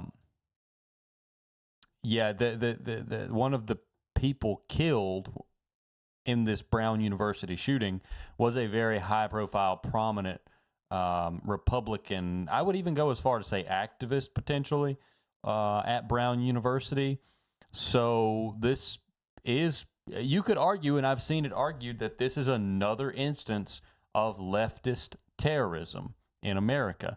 And this is I have an NBC report from the Brown shooting, Brown University, the Brown Republican shooting. Tonight in Providence, Rhode Island, police released this surveillance footage showing a person of interest, face covered by a mask, walking in the area of Brown University 2 hours before a gunman opened fire on a group of students preparing for finals, killing 2 and wounding 9. He rounded this street corner and walked down that way. Over there, you can see the building where the shooting took place. This area is surrounded by cameras, but it's unclear where he went next. The man's identity unknown. The FBI is now offering a reward of $50,000. Tonight, authorities appealed to the public for help, offering new details about the weapon. The 9mm firearm was used. Today, authorities combed the streets surrounding the university for evidence. The FBI, dressed in hazmat suits, searched this trash can and scoured the perimeter of the Brown University building as students recalled the horror of that day. Brown University junior Amit Chintalapati says he rushed to help his friend who'd been shot in his abdomen. He kept saying, like, I just got shot. And I was just trying to keep him talking and not, like, drifting off. As the Brown community mourns the lives lost, 18-year-old Mohammed Aziz Murzakov and 19-year-old Ella Cook. She was an incredible, grounded, faithful, bright light. All this after law enforcement announced they'd release the individual they once believed could have been connected to the shooting. How confident are you that you have the suspect? Oh, I'm pretty confident. But by late Sunday evening, they'd let him go. I think effectively he has been ruled out. Peter Nerona is the Attorney General for Rhode Island. When you say effectively ruled out? Yeah, look, in my mind, this person is not someone that committed this crime. All right, Aaron joins us now live from Providence. And Aaron, the killer went into a campus building and opened fire. Why isn't there more surveillance footage? Tom, the Attorney General told me they believe he moved through an older part of the building that does not have as many cameras. Convenient. Also adding that at this point, they still do not have a clear image of the suspect's face. Tom? Yeah, so Ella Cook was, and that was her priest that was speaking about her. She was a Christian Republican vice president of the Brown University chapter of College Republicans. Pretty girl, too. Yeah, from Mountain Brook, Alabama. So, yeah, X is pretty confident that they found their guy. I don't know if you've seen the photos of this guy. Nope. Let me guess. Mustafa Karabouk. Oh, a good. radical Islamic pro-jihad student at Brown University. And I wonder where Ella stood on jihad. His pronouns were they, he. They, he. Mm-hmm. He's got one of those low, I mean, if this is the guy, I don't want to put the guy on blast, but he's definitely got one of those faces of low testosterone, you know. Almost looks like a lesbian, if that makes sense. You ever see guys that look like they're lesbians? Yeah. Like Rachel Maddow. Yeah. For whatever reason, like the liberal left, they all wear like the same glasses, the same kind of I'm sophisticated and very, very smart glasses. Sure. Yeah. Because they have to rely on looks and not content. Well, it doesn't really work for the looks department. This guy looks like a lesbian. It's like Chris Hayes, if Chris Hayes, his name was Mustafa Karabouk. I also love we've got new details on the weapon used, and we're hoping this can help identify. It's a 9mm. The most common type of handgun that exists. Yeah. I've got a 9mm. I'm literally touching a 9mm right now. I have a box of 9mm ammunition right on my desk. So I hopefully that helps. Yeah, apparently Ella Cook was shot multiple times. So it was targeted. Yep. Unconfirmed. So what I know so far about Brown University, this is somebody on Twitter. Shooter yelled Allahu Akbar. That seems convenient. Ella Cook was specifically targeted and shot multiple times. You're looking at Aesthetica. Yeah. Oh, wow. You're looking at that too, huh? Yep. She was known on Brown campus for being a proud Trump supporter and conservative. Yeah. So this is probably the guy. Has he been looked into? Is he detained? The university apparently scrubbed his information from their website. I've seen that too. It's probably this is our guy, but we're prepping social media beforehand. Okay, so here's the thing, and here's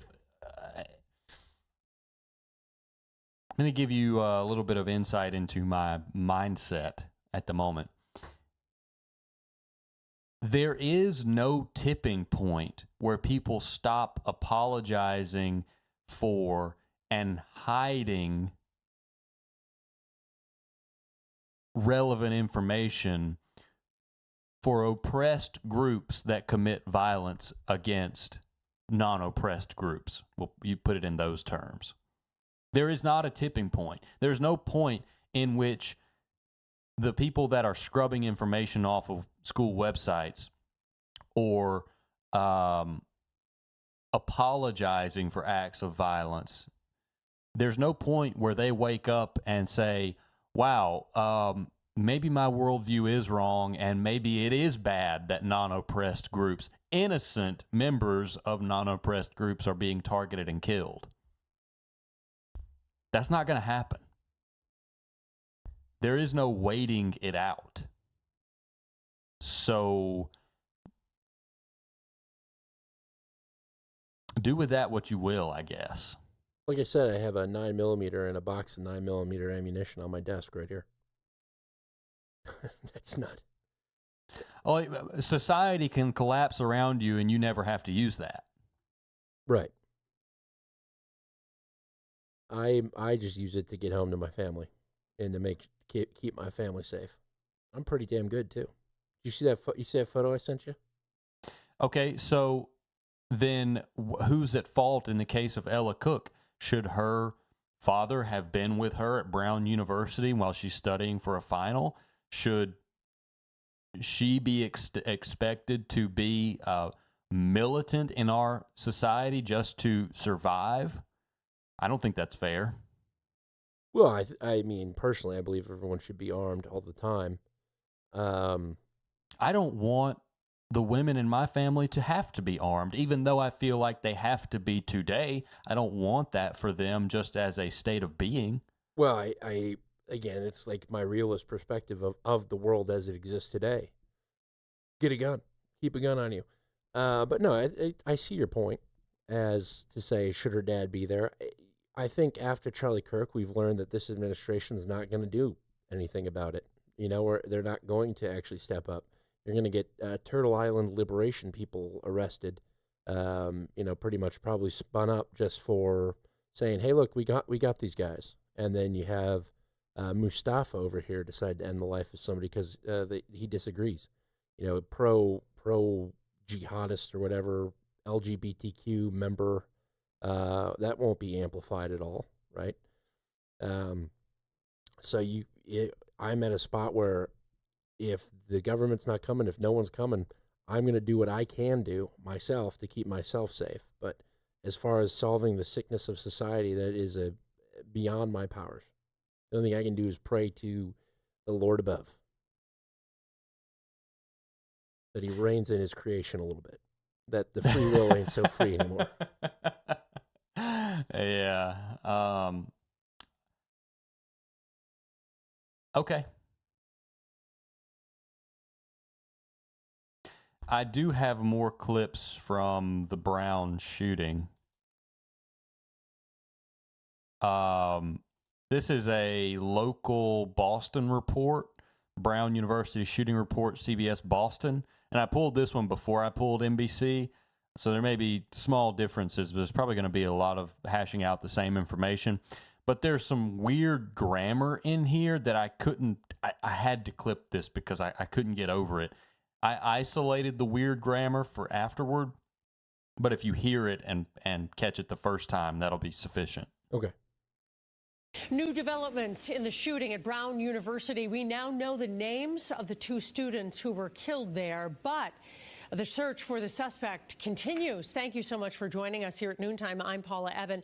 The person of interest who was in custody for the shooting at Brown has been released. WBZ's Samantha Cheney is on the Brown University campus with the very latest developments.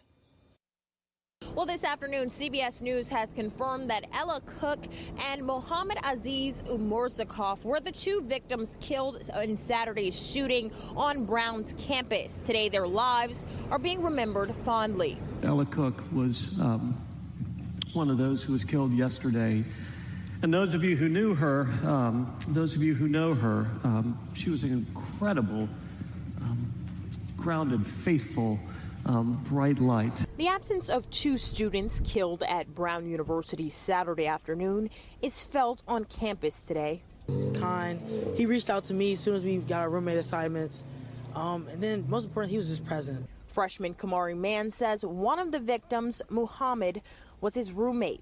And 3 days after he was killed, Providence Mayor Brett Smiley confirmed a twist in the investigation. Last night we announced that we have released the person of interest who had been detained. I think it's fair to say that there is no basis to consider him a person of interest. So that's why he's being released. You know, we still have a lot of steps left to take, obviously, in this case. Authorities say they're still searching for the person in this video, seen wearing all black and calmly walking away from the scene. This is who they believe may be responsible for opening fire inside of a university building during a final exam review session, killing 2 people and injuring 9 others. As the investigation continues, police, they're now asking for the public's help. To look for additional video evidence, to look for other evidence that may have been missed in the first part of the investigation. We're going to solve this case. I can't tell you what direction it's going to take right now, but we're going to solve it. At this time, police, they say there is no immediate threat to Brown's campus right now. There is a heightened police presence in the area. Here in Providence, I'm Samantha Cheney, WBZ News. Yeah, I think X already solved it. I think they got the guy. And it's one of the reasons why this school scrubbed any information about him.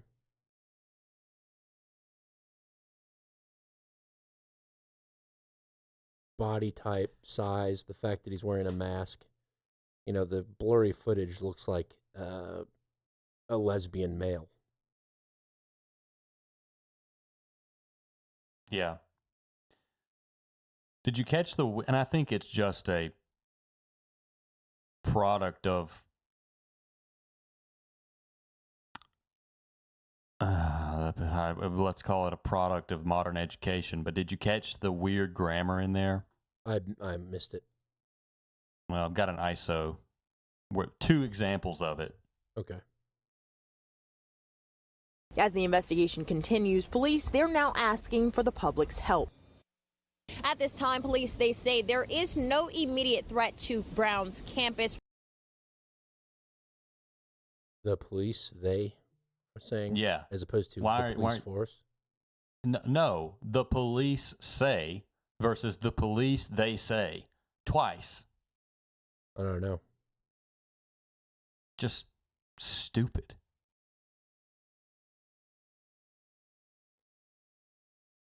It is dumb. Dumb indeed. And that wasn't even the last of all the shootings that had happened this week. I wasn't able to pull a clip about it, but did you hear about MIT? Yes, I was just reading about that actually. The guy who is Jewish but maybe not Jewish and nobody knows. Now he's just pro-Israel, and Wait, did I pull a clip about this? I might have. Let me look through this quick. I can't even remember.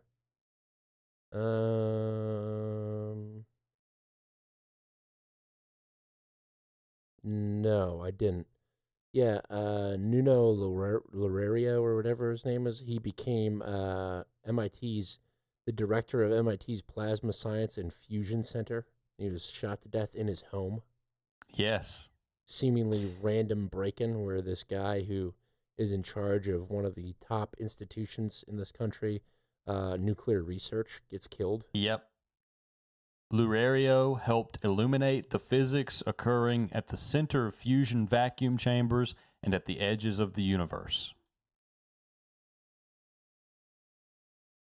So this is definitely some spy shit, right? That's what you're thinking? I think so. Yeah. I think so. And you could either say, well, we know who likes to kill nuclear scientists, or you can say, we know who's tired of having their nuclear scientists killed. Right. I wonder if we'll actually ever hear the truth behind that. Or if that gets, if he's some sort of mutual blowback where we've done something and, like the tit-for-tat infrastructure destruction that we were talking about last year between Russia and the U.S.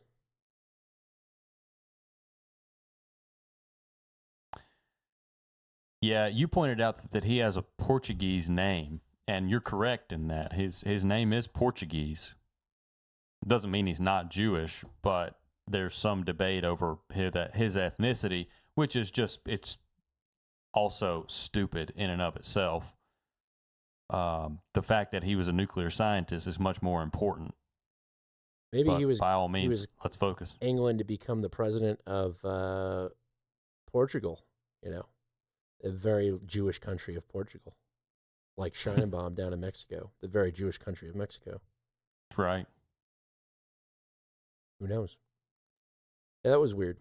But I think that is about it for the weird happenings, or I guess killings and shootings that occurred this past week, which seem to be the vast majority of everything. Yeah. And I don't know if absolutely. We haven't really been in U.S. or abroad. We've just kind of been jumping all over, going with the theme of shooting. But do you think we should thanks people and do a second half? Or I think you've got the controls. All right. Let's thank some people then. Media. Offensive. You are riding along on the offensive every Tuesday night. Jen and I hop on here and we kind of go through what's happening in the news, what we're seeing, our takes and our reads on it, and we're presenting that without being stymied by government funds or government grants or any sort of advertisers, being wary of what we can and can't say, because we don't have advertisers. We just rely on people that supply value to us. That can be value through donations, value through information. Potty Mouth has released an 11-minute banger of a song, which I'm going to put at the end of the show today. Played it in the pre-stream. There's many forms and even artwork. And we always like to start off by the person that provided the artwork from the last episode, and that was Wolf. And Wolf came in with a piece that was kind of comical. He came in with a bunch of submissions. Yeah. Farts, as he called them in his email, as opposed to arts. He knows my sense of humor pretty well. I did chuckle when I read that. But the piece that ultimately went out was the beans on toast, which is the last freedom that Is the that the Brits one we have. chose, though? Yeah, we chose the beans on toast. Oh, yeah, because the one that we... Yeah, okay. Yeah, you're right. Okay. Yeah. I was conflating old art with last week's art. We had another piece. Well, first of all, the beans on toast. It's very grimy looking, and the font really matches that, which I appreciate. I don't remember exactly in what context this was presented, the beans on toast. We were talking about the diminishing freedoms of the Brits last week. Oh, yes. And which explains the barbed wire title. Yeah, the font. I'm trying to remember the exact clip that we played. That's all right. Anyways, it made sense for whenever we were doing it. Whatever it was about, it made sense. And so that's what we chose. He also submitted a few other pieces of art. Yeah. Yes, we have a reference to your tire burning season in Somalia. Yep, the lovely tire fires of Somalia. Yes, and a fellow with a large, lovely afro. He should probably stay a little further back from the tire fire, though. Very good font on that one as well. You got the tire tracks for our names, and then the title is in flames. The font on that one is excellent. Yeah, and it's photorealistic too. It is photorealistic, and I appreciate that. Yeah. It's a big tire that's on fire, but you know, if you're gonna burn a tire, they always say burn the biggest you can find. And then we also got one of you and your wife on roller skates. Who is that? Who is that? Who's who? I don't know who that is. Yes, it's a representation of my wife and I roller skating through the jungle, the jungle of Colorado. The jungle of Colorado. It appears you have a larger penchant for marijuana in this photo than you do in real life. Yes, it does. But you know what he did now is your jeans. Yeah, I do wear jeans from time to time. Yeah, but you wear like these lighter jeans like that. At least every time Yeah. I've met you, you've been wearing the same pair of light jeans. I'm a simple man, Dan. I don't judge. I wear sweatpants when I work from home. Those are my traveling jeans. And does Tacos have jean shorts that she wears with a denim jacket? No, she hasn't worn jean shorts in a long time. Probably college.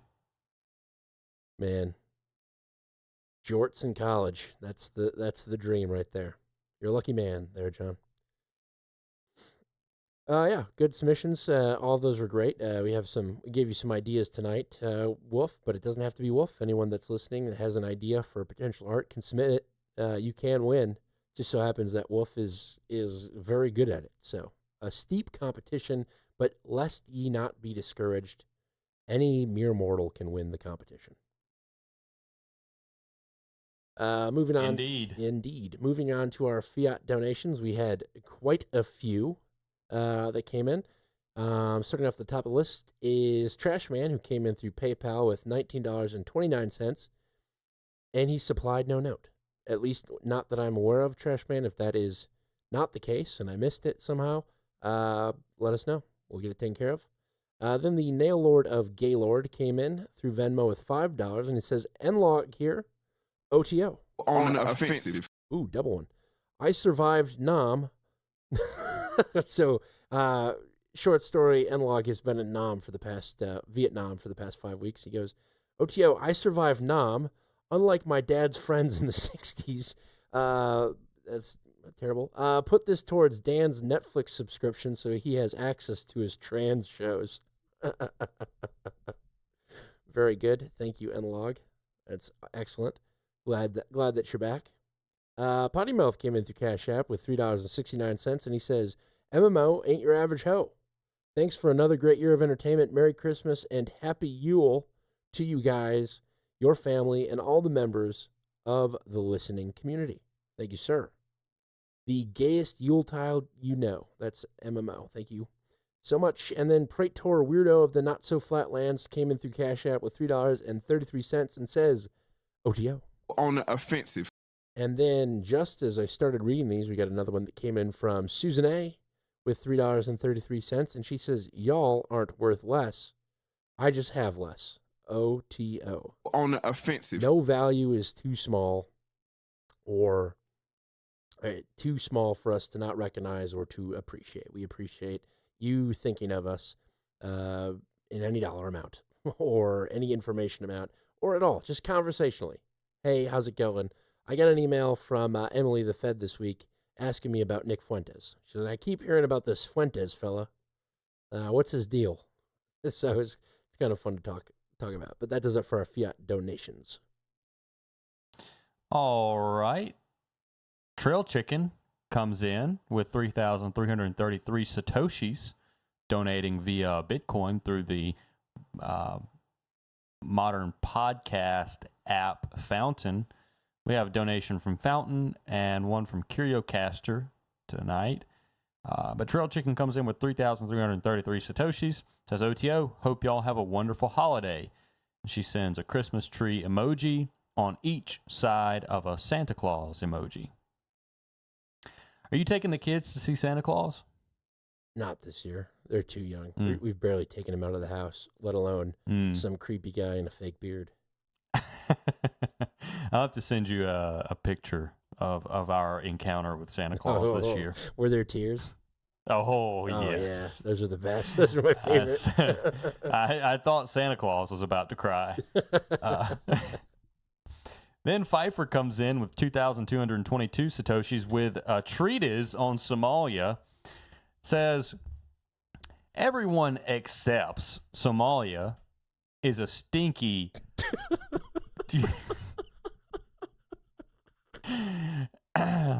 Barring any further discussions, I will continue. Or interruptions.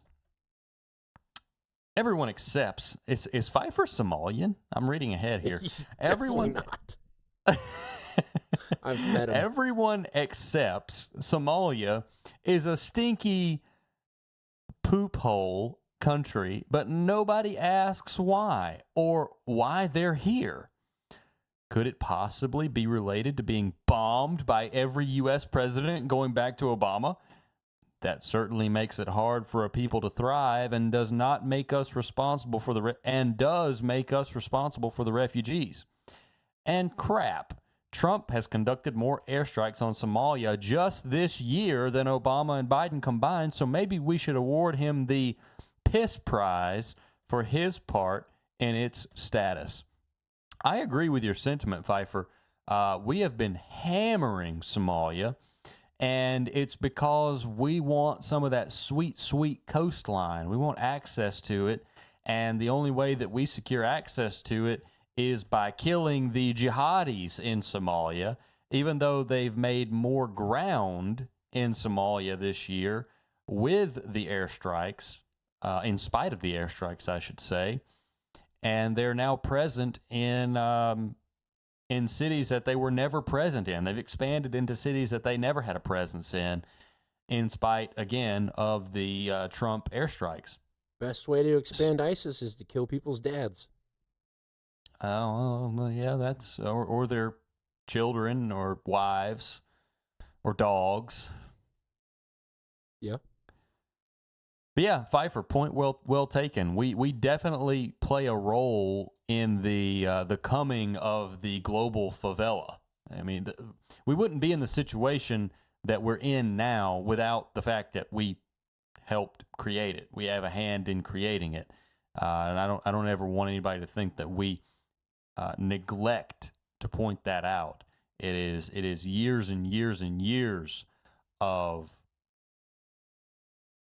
poor global strategy, or maybe some would argue purposeful global strategy. I like the coming favela as a title for the show. Oh, do you? Makes me want to buy stock in corrugated steel. I think ISIS K is a better title, but that's definitely going to win. There's still show left. We got 1,111 Satoshis from Bully Steed. And Bully Steed says, Franklin the Turtle asked that you take out and look at a map of Turtle Island. Hashtag MMO, hashtag OTO, remain on the offensive. Yes, let me ask you to look again at a map. On the offensive. And Eric PP is streaming Satoshis live as we speak, and you can too if you download a Modern Podcast app, fund a wallet, and then send those streams to us, because we don't require subscriptions. We don't ask you to pay a set amount to listen to this show. We don't set levels for donations. All we say is, hey, we do this show, we think it's valuable, and we ask that you consider what it's worth to you and let us know. Send it back to us in some form or fashion, and as long as you continue to tell us that it's worth something, we will continue to provide that product in return week after week, every Tuesday, 6:30 p.m. Eastern Time, right here on the Millennial Media Offensive. Hoorah. Let's get in the second half. Get it on.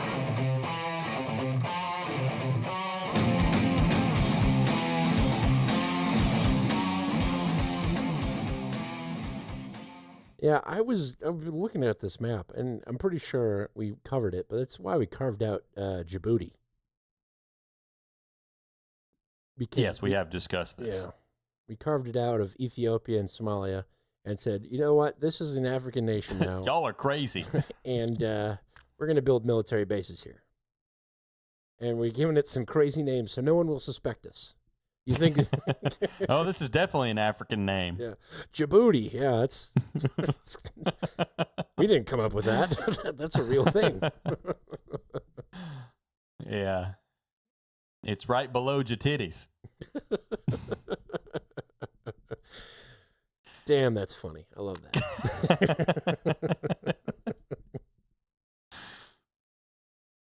Okay, what should we talk about the second half of show?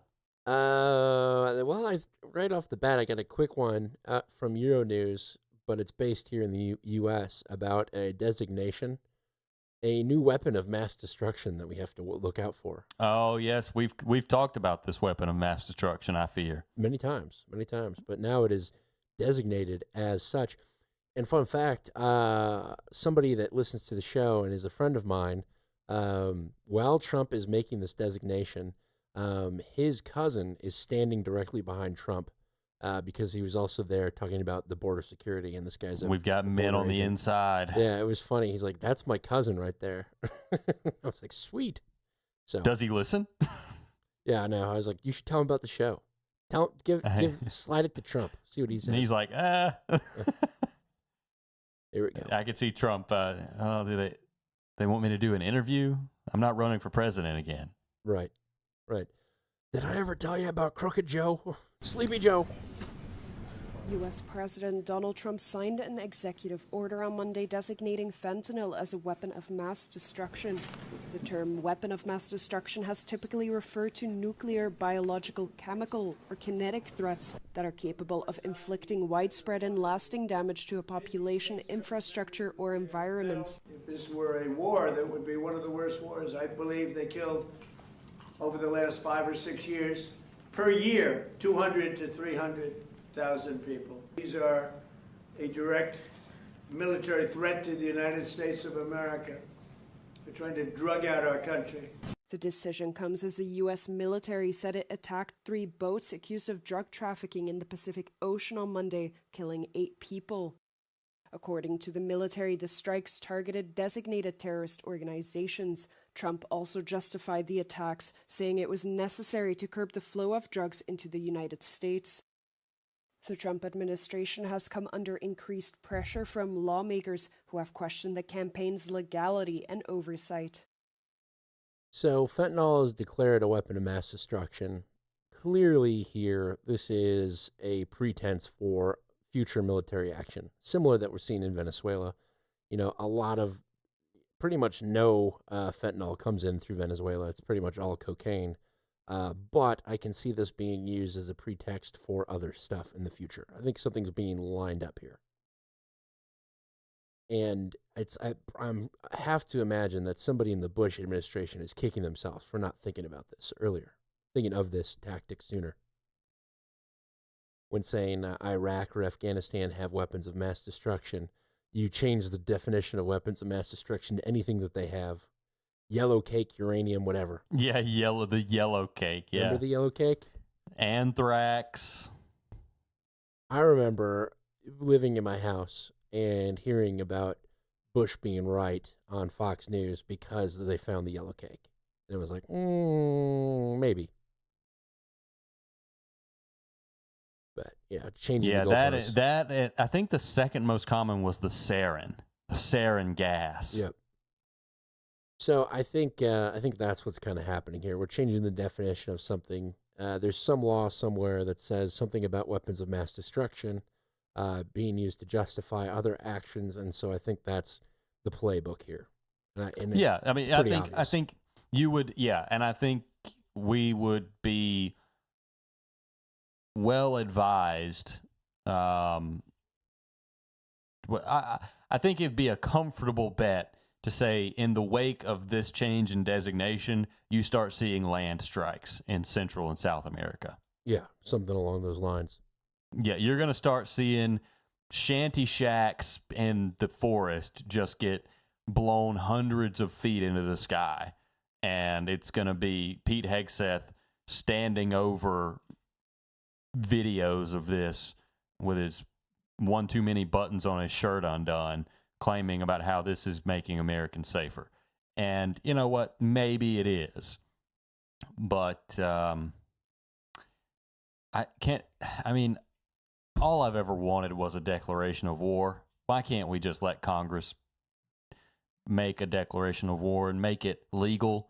Because the problem is that you're setting a precedent, and maybe that's lame to care about in the wake of the problems that we face. But I'm not at risk of ODing on fentanyl by going about my day as a good citizen, going to work so that I can pay my taxes and not get murdered by the state. But I am at risk of being shot just because I am out going about my day. So one of those concerns me a little more than the other one. And one of those is having something done about it. One of them isn't. Right.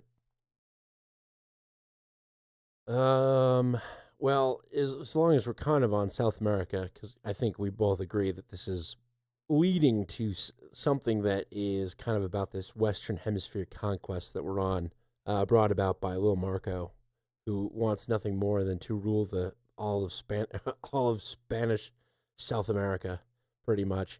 There's a development in Chile about the election that we were talking about. Oh, yes. We have another ally. We have another ally in South America. I'll let the DW explain Cast, and then we'll go into why he won and who called him after he won. Now, Chile has elected its most right-wing president in more than 3 decades. Hardliner Jose Antonio Cast won a comfortable victory over his Communist Party opponent. In a rousing address to supporters, he's promised to restore respect for the law. He's also pledged to crack down on immigration and cut taxes.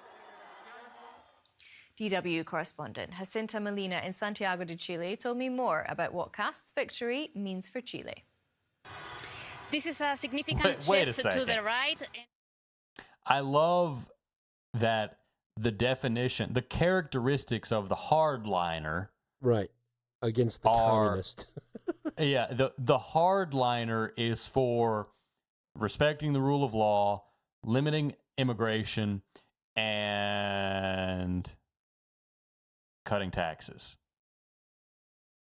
As opposed to the actual communist. Yes. Yeah, this guy would make Franco blush. Right. He's rounding up the Jews as we speak. This is a significant shift to the right and a more radical one, and also an historical defeat for the left here in Chile. It also reaffirms the shift to the right in Latin America.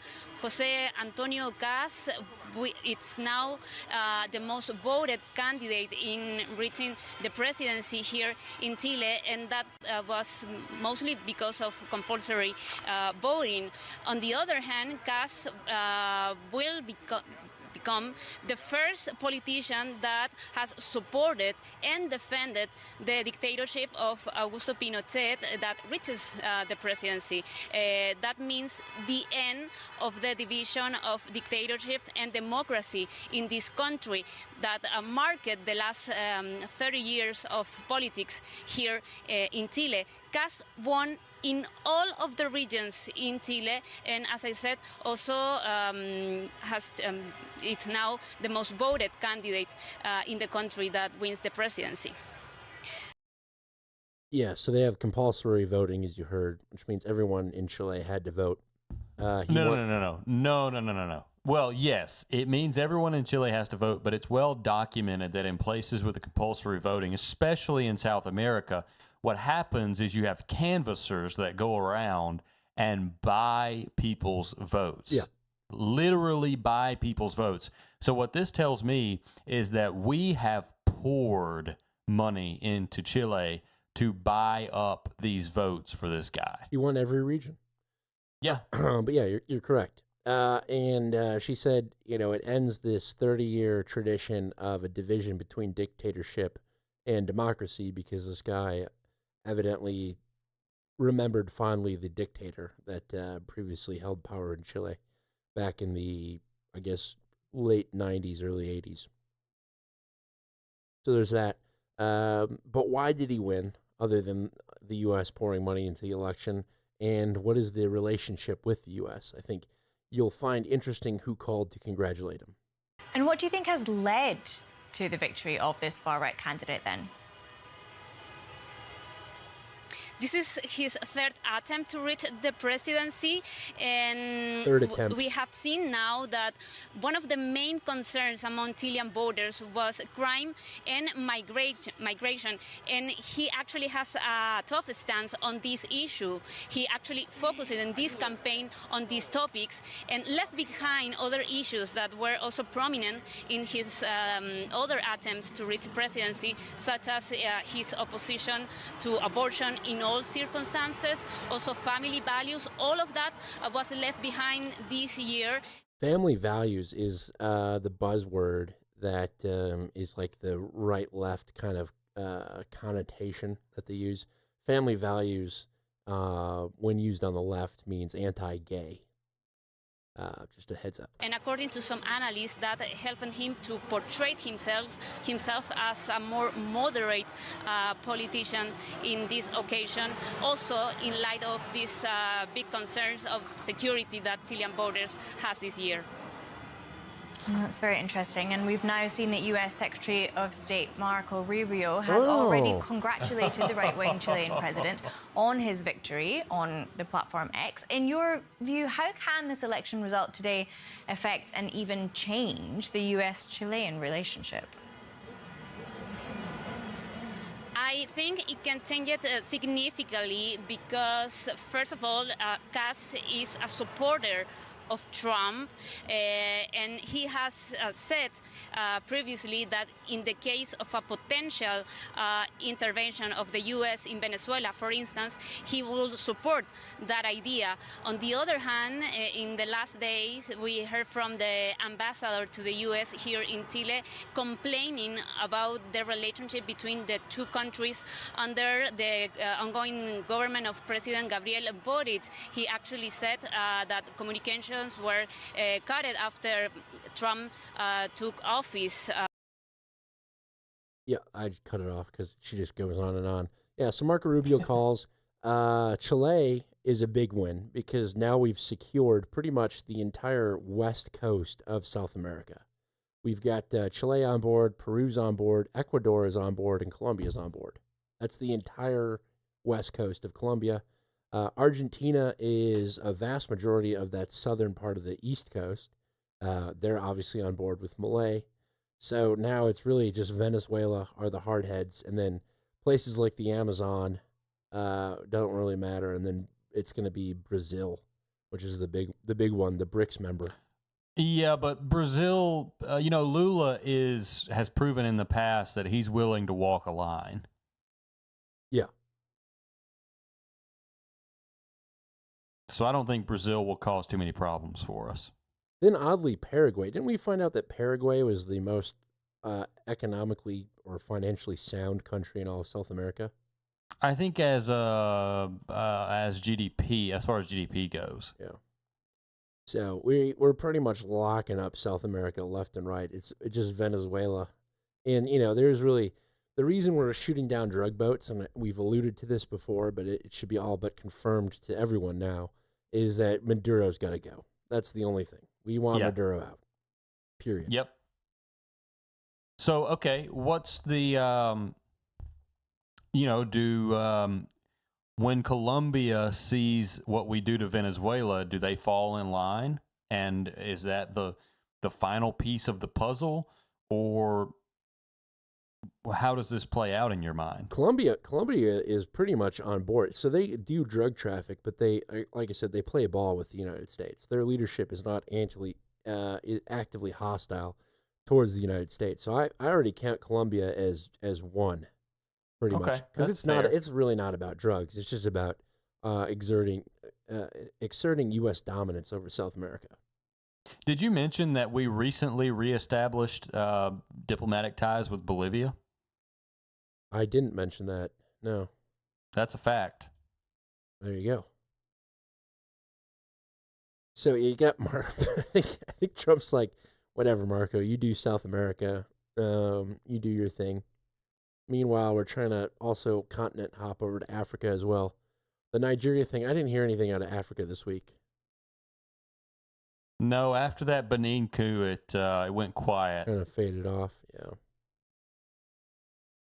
I'm just typing. We got bigger problems with ISIS right now. That's right. That's the big one. You know, and I think you're going to have ISIS-K, QUE, producing fentanyl in Venezuela's factories and major areas of commerce, and we're gonna have to go in and take care of it. Right. The left wing. You know, Trump is doing an address to the nation tomorrow, right? Is he really? I think it's tomorrow. Well, it's convenient that this week fentanyl became a weapon of mass destruction. Trump to deliver prime time address to the nation. Let's see.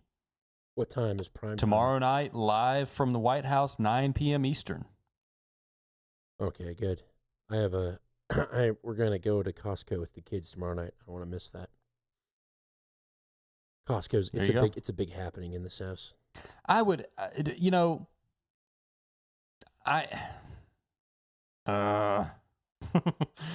see the banner at the top of the hill. Live. Trump participates in Hanukkah celebration from White House. Yeah. So, Trump is the type to do some announcement like this in prime time for a big nothing burger, to be like, oh, it was a great year, my fellow Americans. It was a great year. It's going to be a better year. Thank you for your attention to this matter. Yeah, you might be right.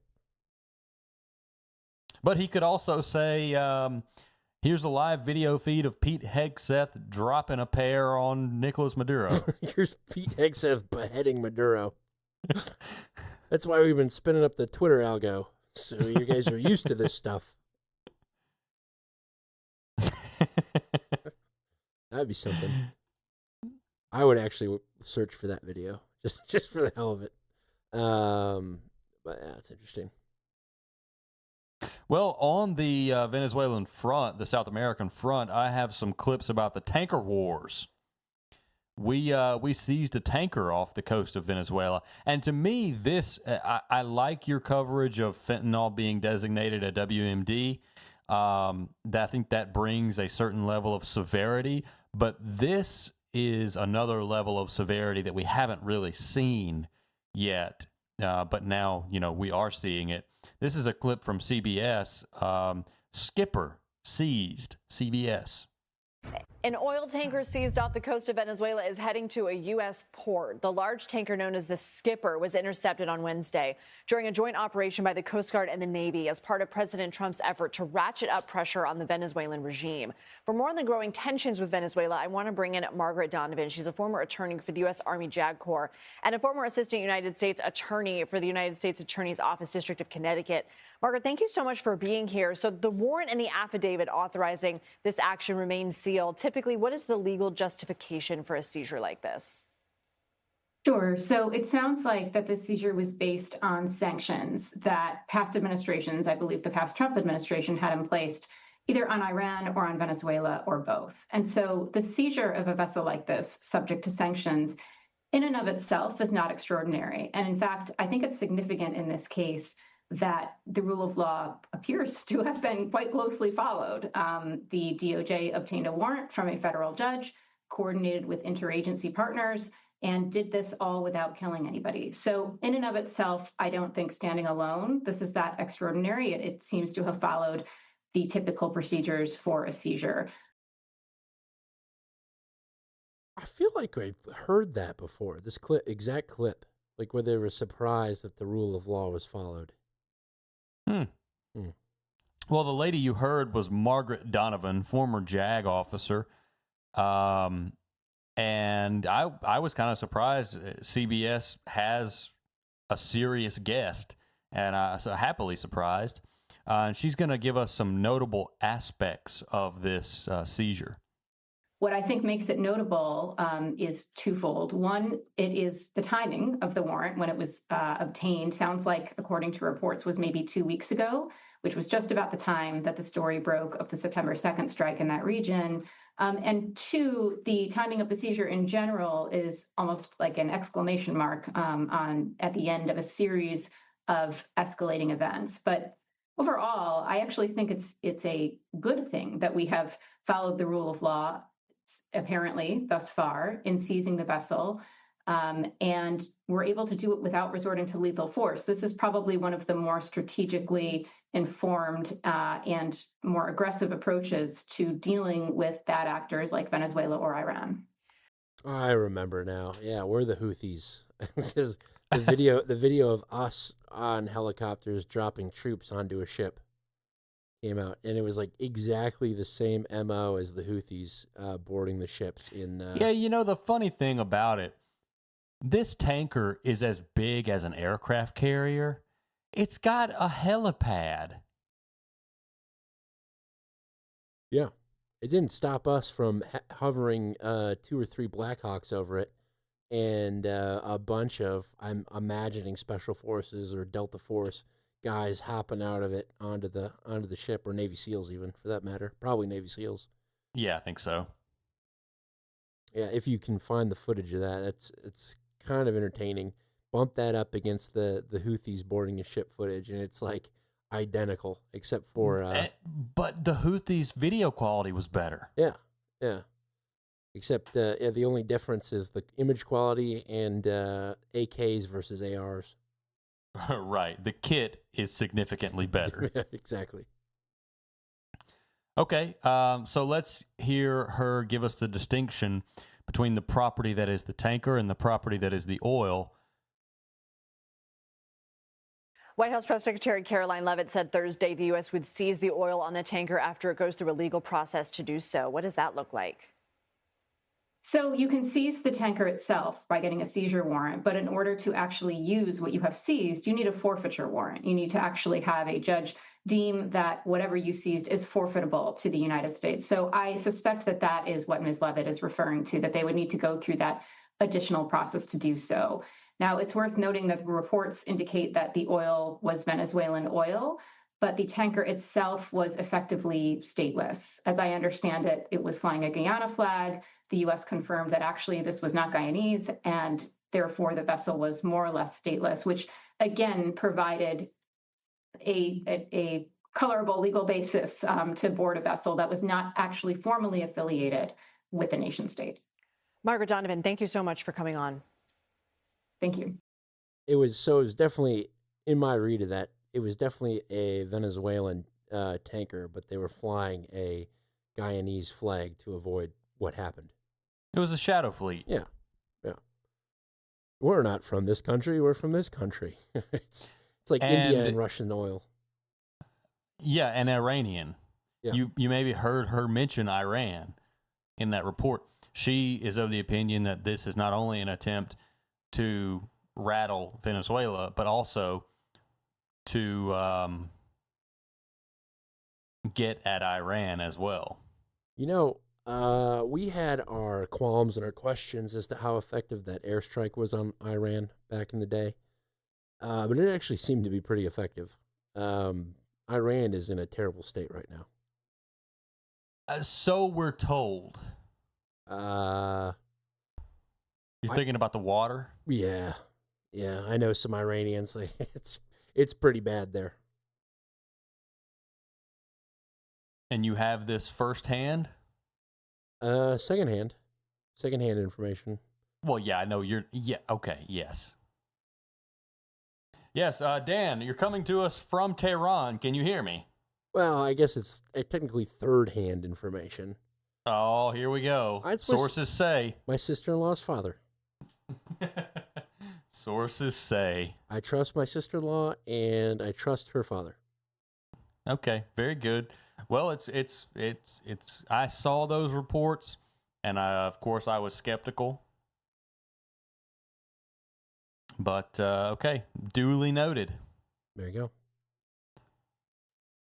So speaking of Iran, a couple of days after this tanker was seized off the coast of Venezuela, we have Iran seize a ship in the Gulf of Oman.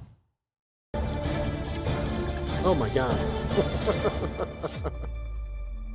Breaking It's news. we on. Our breaking news is from Iran. What an energy shift there. What is that? Oh, it's so bad. And I cut out like 3 seconds of silence. I love that it goes from that to this guy just obviously reading a language that is not his native tongue. Our breaking news is from Iran. Iranian authorities have detained 18 crew members of a foreign tanker seized in the Gulf of Oman on Friday that they say was carrying 6 million liters of smuggled fuel. 18 crew members include nationals from India, Sri Lanka, and Bangladesh. It is not yet clear how many Indians were on board the vessel. The authorities say the tanker had committed multiple violations, including ignoring stop orders, attempting to flee, and lacking navigation and cargo documentation. Iran, which has some of the world's lowest fuel prices due to heavy subsidies and the plunge in the value of its national currency, has been fighting rampant fuel smuggling by land to neighboring countries and by sea to Gulf Arab states. Okay, wake up. I'm here. Okay, yes. So I don't know if this is necessarily tit for tat on tanker seizures, but it definitely could have been. Yeah. Seizing it right back. Well, it sounded like it was mainly like an Indian operation.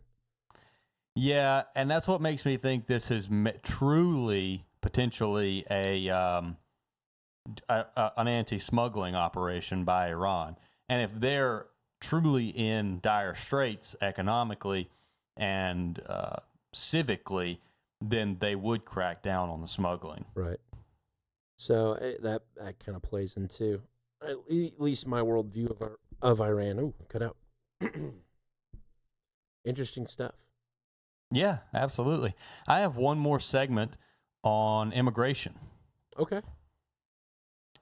You want to go ahead with it? Yeah, let's go ahead. Okay. This is covering the proposal that social media be checked for visitors and visa applicants to the U.S. This is a CBS report, and this is. Are you familiar with Vladimir Duterte? He's the Creole-looking fellow on CBS, bald-headed. Yeah. I know what you're talking about. Yeah, he's terrible. And I have the clips to prove it here if you're not familiar with how bad he is. This is Visa Social Media, CBS. Let's talk about this visa that the president has issued. It's going to make it a lot harder for people to enter the United States. The administration is proposing to skim up to 5 years of a traveler's social media history. It would apply to people coming in from 42 countries enrolled in the visa waiver program. CBS News immigration and politics reporter Camila Montoya Gavaz is here to explain this. 5 years of social media. That's right. And what are they looking for? You know what? You know what it is? He's got like a morning talk show, like Today Show kind of vibe. Yes, he's trying to be conversational. But he works for an actual news agency. Right. That's the disconnect there. Well, just to level set, Vlad, there are 42 countries on the so-called visa waiver program, and their citizens can come here to the U.S. typically without having to apply for a visa at a U.S. embassy or consulate abroad. That typically takes months or years, but they still have to submit an online application through a system overseen by Customs and Border Protection known as ESTA, so they can undergo vetting before coming to the U.S. And these are just tourists, right? Correct. And or business travelers. But we don't have this with other. I mean, when I fly to Europe, I don't do anything other than show my passport. Right, but the U.S. is now asking many of these applicants to submit about 5 years of their social media activity, 10 years of their email accounts, and also personal information related to their immediate relatives like siblings, spouses, and children, including their phone numbers and where they live around the world. So what is the purpose? The purpose, according to Customs and Border Protection, is to enforce an executive order issued by the president that he says is designed to prevent the entry of people who could pose a threat to national security or public safety. But the concern among critics is that this could deter tourism to the U.S. This could negatively impact the business and tourism travel industry here in the U.S. months before the U.S. gets ready to host the World Cup alongside Canada and Mexico next summer. I mean, it's probably for extended stay visas, right? It's not for like a couple week trip to the United States. Well, it's unclear. It's being painted as if it's for any visitor. Right. As the media would do. But of course. Let's continue with who decides and why. But who is the arbiter of someone's social media history? Is somebody criticizing the president somebody who would get denied a visa? Is somebody who criticizes U.S. policy as it pertains to Venezuela, Afghanistan, or any number of countries potentially going to be targeted? And where are the people Vlad, we who don't know. are all about limited government and having the government not intruding your lives? This social media history sounds like, I mean, it's out there, it's in the public space, so we should be clear that you and I could find somebody's social media. You know, they always take that tact when it's like about national security and doesn't apply to Americans. It's like, where are the freedom people? Where are they at? Probably at home. But why would they use that as a basis to allow someone to enter the country or not? Well, again, the Trump administration would argue that this is only designed to root out bad actors who could potentially pose a threat to national security or public safety because of ties to terrorism or because of their criminal activity. But of course, privacy advocates and others believe that this could be a slippery slope and that protected ground could be reviewed and examined and heavily scrutinized by the U.S. government, especially in light of recent directives by the administration. For example, a USCIS, U.S. Citizenship and Immigration Services officials there have been tasked with identifying anti-American views and activities by applicants for green cards and asylum and U.S. citizenship. And of course, there are a lot of questions about what anti-American views and activities actually entail. But of course, the administration, again, would say that this is only meant to enhance the integrity of the system, not to infringe on someone's protected speech. Let me ask you, Dan. Yeah. What protected speech in your mind does someone who's not a U.S. citizen have? Zero, because the Constitution doesn't apply to them. Well, you're just a bigot. I see you like this video of a black woman sitting on Santa's lap on E-Bombs World 5 years ago, Assad. What did you mean by that? I don't even know how that process is going to go. It's definitely going to cause incredibly long lines, but who's going to scroll through 10 years of emails?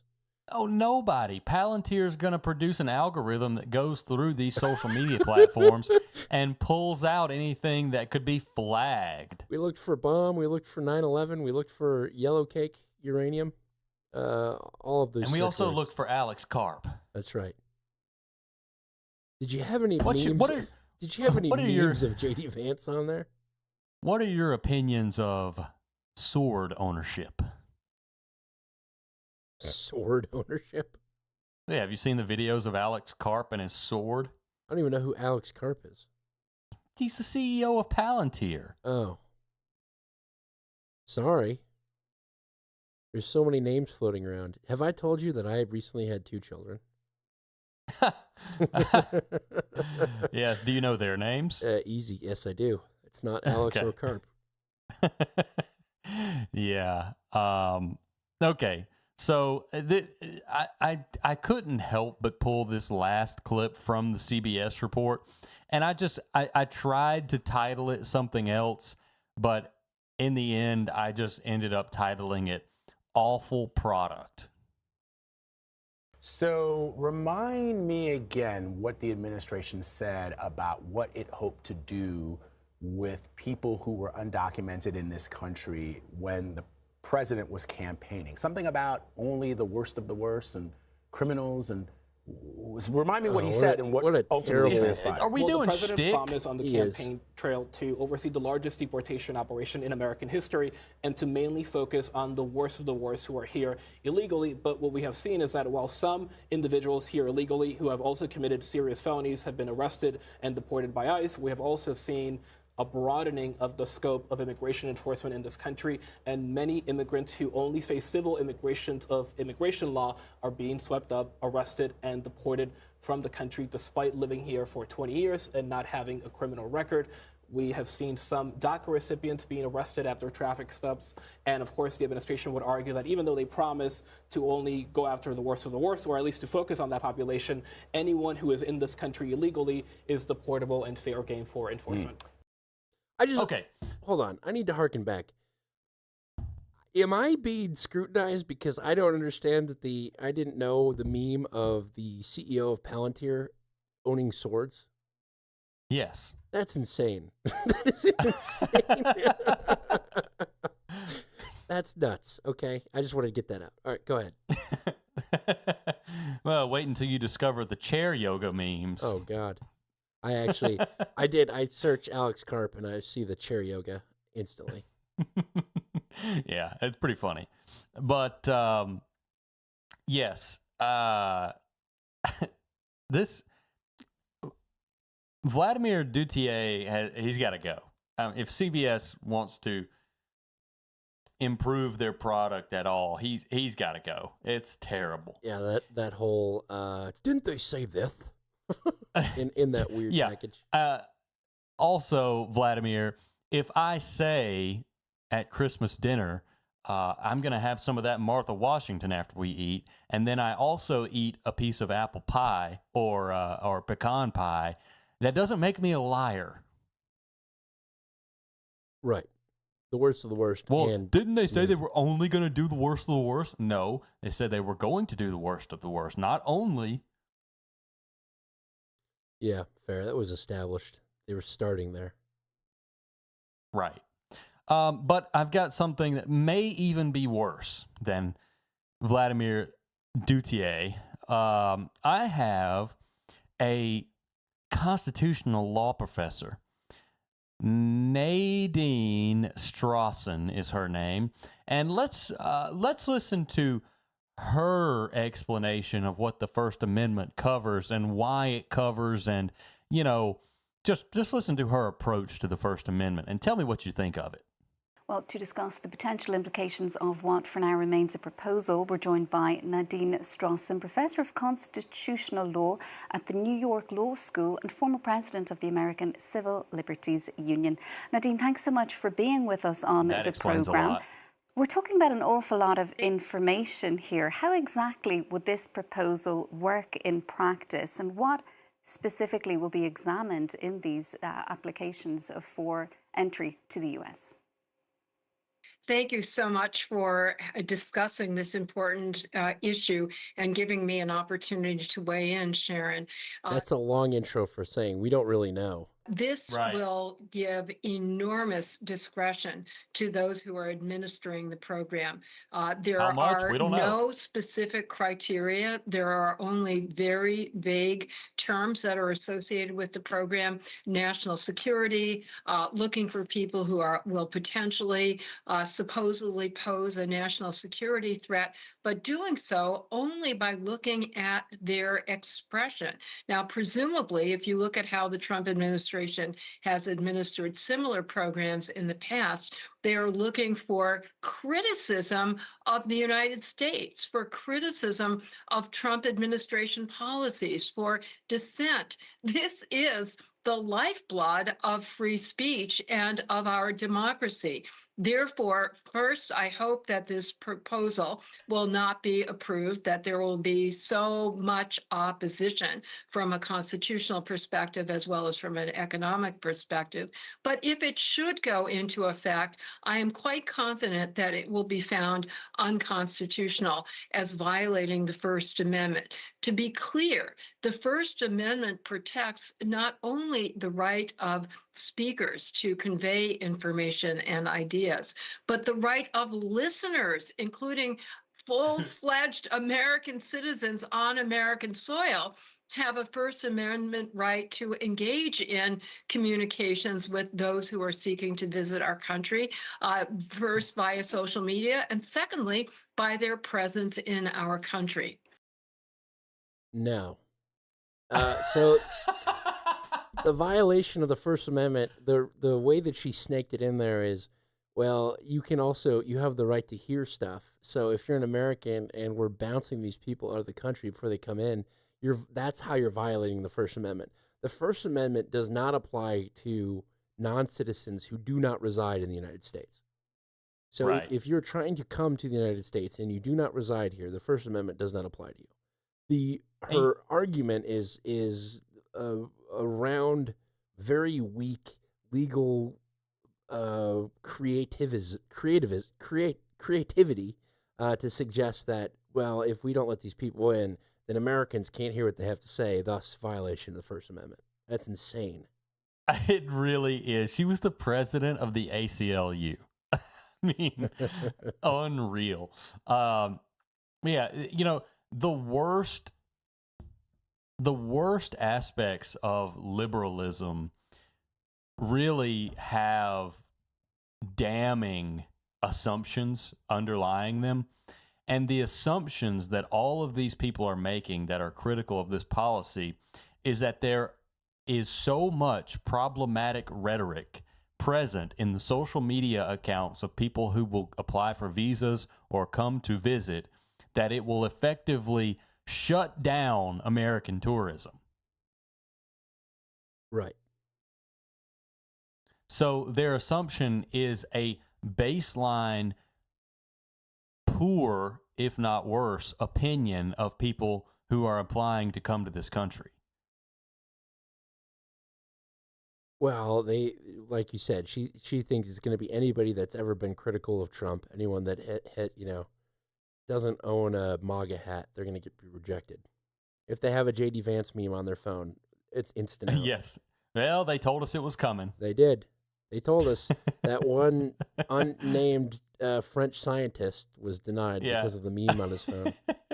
Fact. Oh, so good.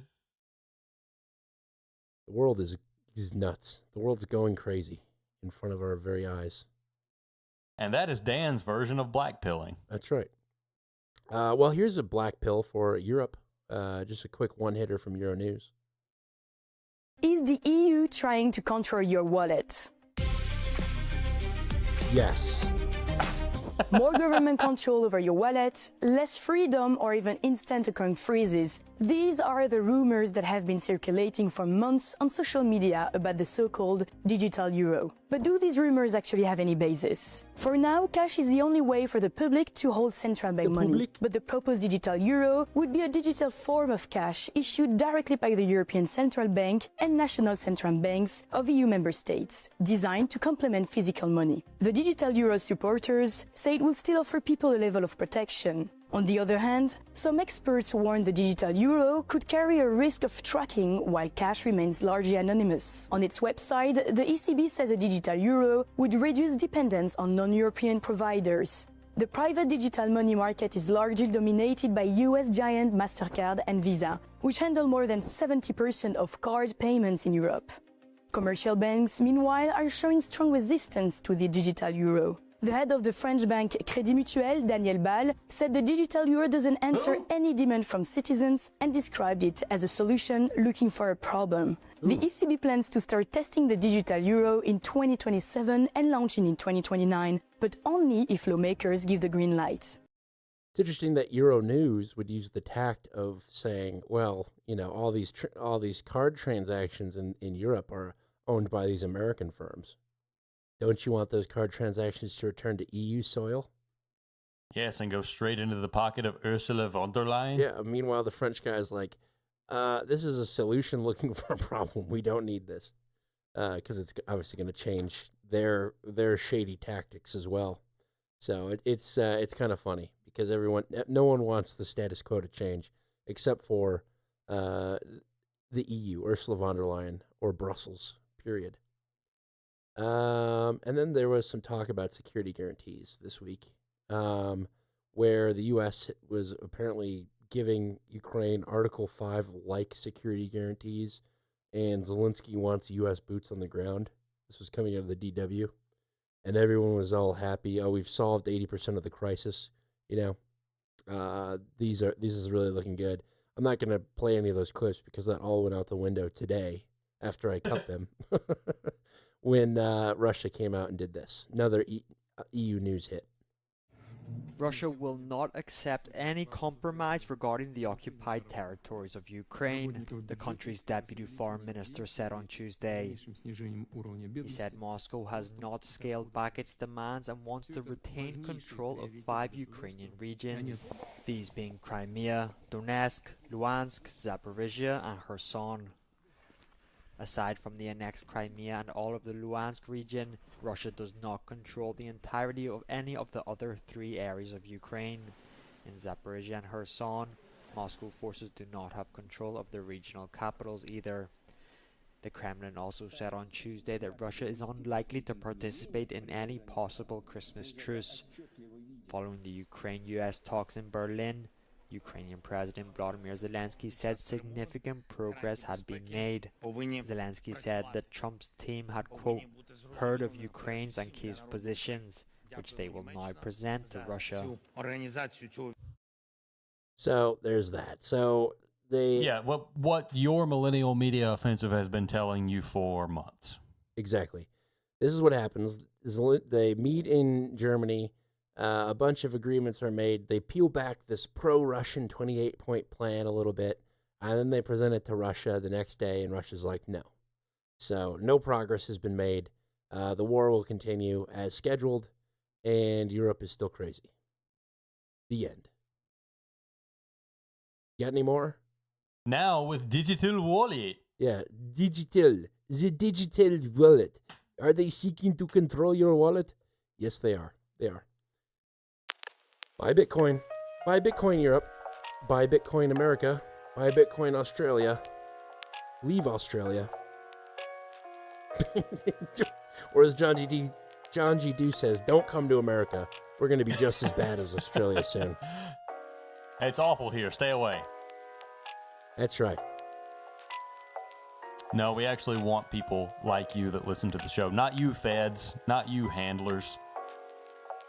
Real people. Only the realists are on the offensive. And we like it that way. So, I told you last week I got the Mantis dry fire system. Yes. I probably have dry fired my gun 1,500 times. Got really good at my trigger pull, whatnot. I went to the range on Saturday, and I gotta say it works. My groupings were tight. 10-yard groupings. We're talking about punching out the bullseye. I was impressed with my progress. Did you get a slap on the back by the guy wearing the orange hunting cap? No slap on the back, but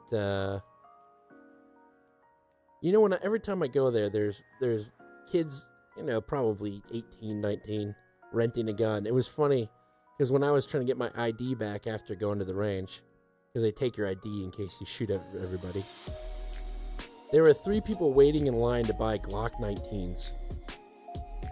It was like apparent that they had just gone to the range that day, tested out a Glock 19, and were like, I gotta get one of these. I was watching people get the fever in real time and buying the most basic gun you can buy. Yes. The suspect has a 9mm. Yeah, exactly. I would be willing to bet it was a Glock. Well, that narrows it down to 100 million Americans. And don't get me wrong. If you're entering into the gun space, there's absolutely nothing wrong with Glock. Even if you're a veteran in the gun space, Glock is a good, reliable gun. Very common. But it's just always funny to see people like, I'm going to buy my first gun. What do you want? Glock 19. Without fail. But from St. Louis, Missouri, Glock capital of the world, I've been Dan Gehring. And from America's South Coast, where don't lose hope. There's always tomorrow. I've been John G. Do. Don't lose hope. Don't drop the soap. This has been your Millennial Media Offensive. We will return Tuesday. We will see you next Tuesday. And until that time, make sure, if you do keep one in the chamber, you also have a nice holster so you don't shoot yourself in the leg. Donate! MMO, out. That was the end of the Euro News clip I accidentally played. Alrighty. Got to get that Glick switch. That's right. The Bic with the Glick. Early contender for intro ISO is the Wallet. There, right at the end. Was it where the jingle was playing or no? No. It was before. Let's see if I can find it right away. In St. Louis, Missouri, Glock cap. And because they take your ID. We got to play that longest intro thing again. There were 3 people waiting in line to buy Glock 19. Back. They are. Buy Bitcoin. Back. Zelensky said that Trump day, and Russia's like, no. So no progress has been made. The war will continue as scheduled, and Europe is still crazy. The end. Got any more? Now with digital wallet. Yeah, digital. The digital wallet. I like that. Scheduled. Got any more? Now with digital wallet. Yeah. Perfect. Now with digital wallet. It's fine. It's fine. I want to see if there's any more on the actual ISOBot. Sure. Title list. We've got complainers on board. Bong Bong Man. Ambush. ISIS K. Camel Sandal Bag.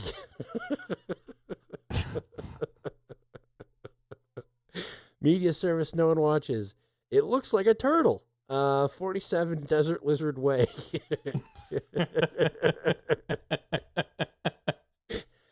AKA Gary Daniels, AKA Dom, AKA DJ Horseshoe. Brown Republicans, Global Favela, and Sword Ownership. Sword Ownership. ISIS Free Zone.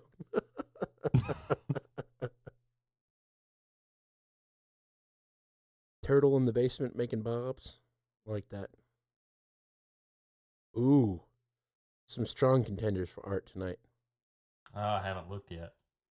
Sandal Mountain.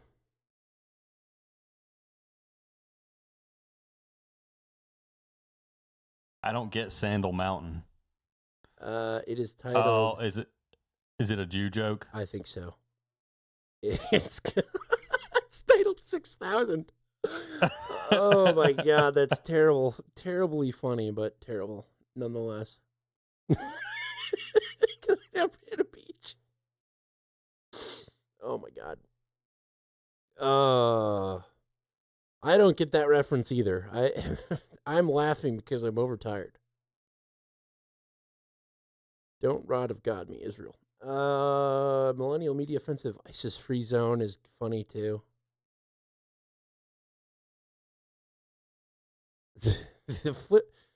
Here's the thing. The flip-flop thing is great. And if we were not using our real names, that would definitely be a winner. It would be the art.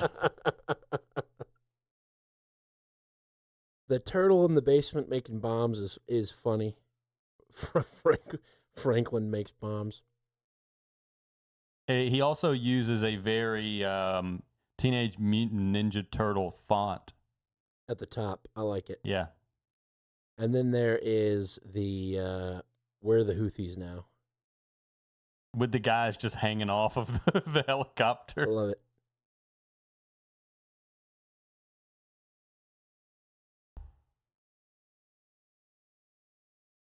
I will do anything but the flip-flops. The flip-flops are killer, but again, I don't. Yeah, no.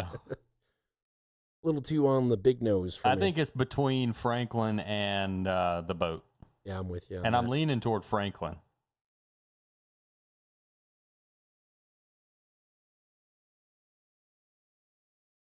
I like the font. Our names are in bombs, so it kind of is a nod to there. And then He's got the old, yeah, I like Franklin too.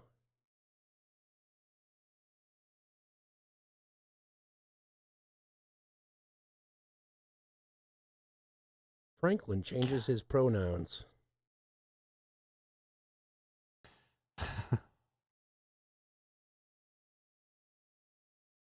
All right. Anything on ISOBot? I don't know. I haven't looked. ISOBot.dev.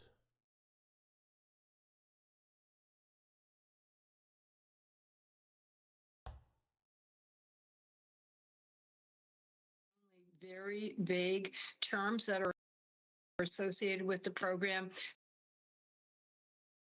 National security, looking for people who will potentially supposedly pose a national security threat, but doing so only by looking at their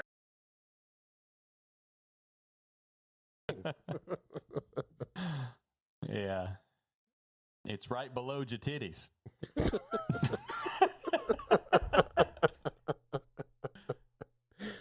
I don't like that one. When were we talking about Somalia? Oh, during the donation segment.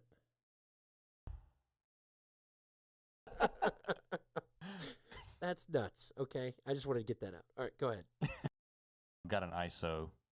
We'll probably stay a little further back from the tire fire, though. Very good font on that one as well. You got the tire. I survived Nam. And Pfeiffer. I can't believe you didn't think I survived Nam, unlike my dad's friends in the 60s. That was funny.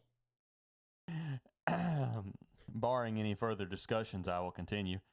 I don't ever want anybody to think that we asks why or why they're here. Could it this year? That is a better title, but that's definitely going to win. Taken. We definitely play a role in the coming of the global favela of turtle form or fashion, and as long kill people's dads. Taken. We definitely play that out. It is years. You think? Oh, this is definitely an African name. Yeah, Djibouti. Yeah, that's we didn't come up with that. That's a real thing. Yeah, it's right below your titties. I think that is the ISO, the win opener. Okay, I like it. Damn, that's funny. I love that.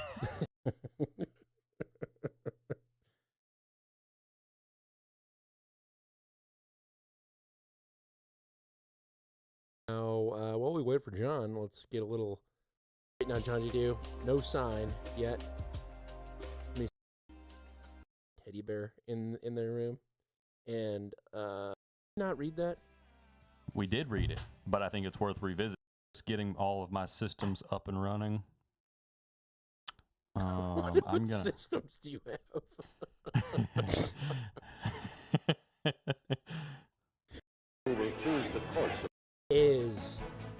Oh shit! Just say something else. What did you say? See, this is the problem with getting sleep. Course of our future. It must be quite apparent. Alrighty then.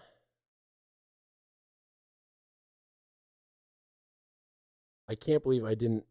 I even said that's funny, and I didn't put a marker down for jitties. It's like one of those things where my brain works, but my fingers don't, or vice versa. Well, that was my problem in college. My brain didn't work, but my fingers did. That's you got to be inside my head to get that one. You've got it on ISOBot, so it's good, right? Yeah. Yeah, well, I found it in the audio recording. ISOBot, for whatever reason, is like a little bit different quality, so I like it as an idea generator for grabbing the actual one. So I found it. It's right below your titties. It must be quite apparent. Yeah, we're good on that front. And then what do you call it? Potty Mouth had like an 11-minute banger, and it's pretty good. It is 11 minutes is a little long, but I'm going to throw it at the end of our show because I think people like that stuff.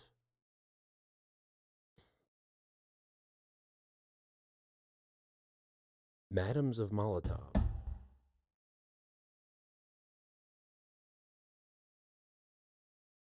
All right, I am on the clock for going to get a sleeping baby out of a car seat.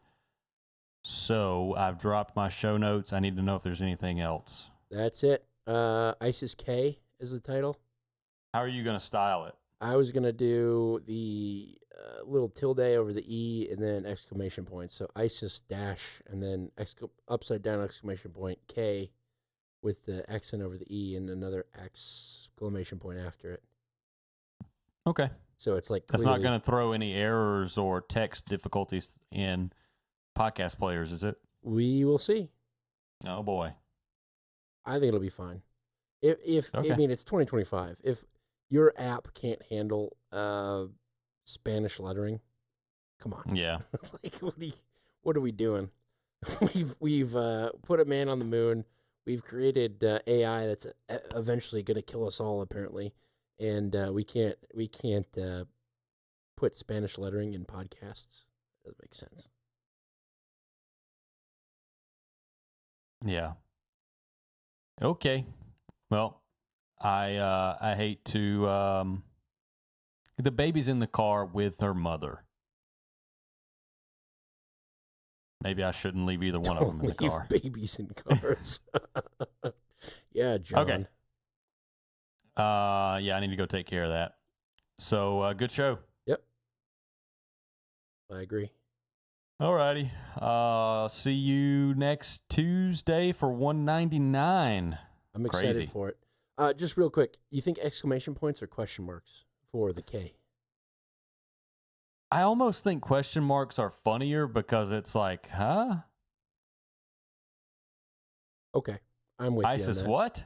Serpent wrote it out, and so I think it's fine. I like it the way it looks.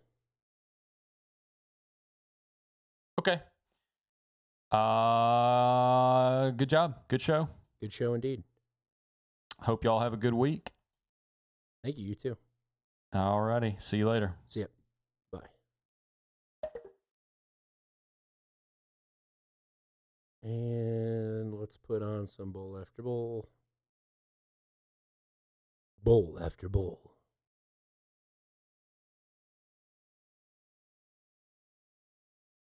Should be firing up here, I'd imagine. And it was from Canada, but it was only from Canada because Vox. Canada Vox could is on the import bowl. cigars from Cuba when the United States can't. Mm. You know what I mean? Sure. We've got the embargo, they don't. So it's a Canadian cigar, but it was so good. So good. Because and Justin Castro has the hookup up there in Canada. Oh yeah. I'm sure I could get all the good Canadian cigars I wanted from him. If I could stand his company for long enough to ask. See, I have also dabbled many different weird and wonderful places on and off, and mostly when I was younger. But I've only had withdrawal symptoms from one thing ever in my life. It was do tell. It was Taco Bell food. Ah. I worked there in the summer between my freshman and sophomore year of college. I worked at Taco Bell and stayed in town. Like most of my friends went back to whatever towns they were from and stayed with their parents for that summer and then came back to live in the dorms. I sublet an apartment in the college town for those 3 summer months. Worked at Taco Bell, was pretty much just eating Taco Bell like 2 meals a day.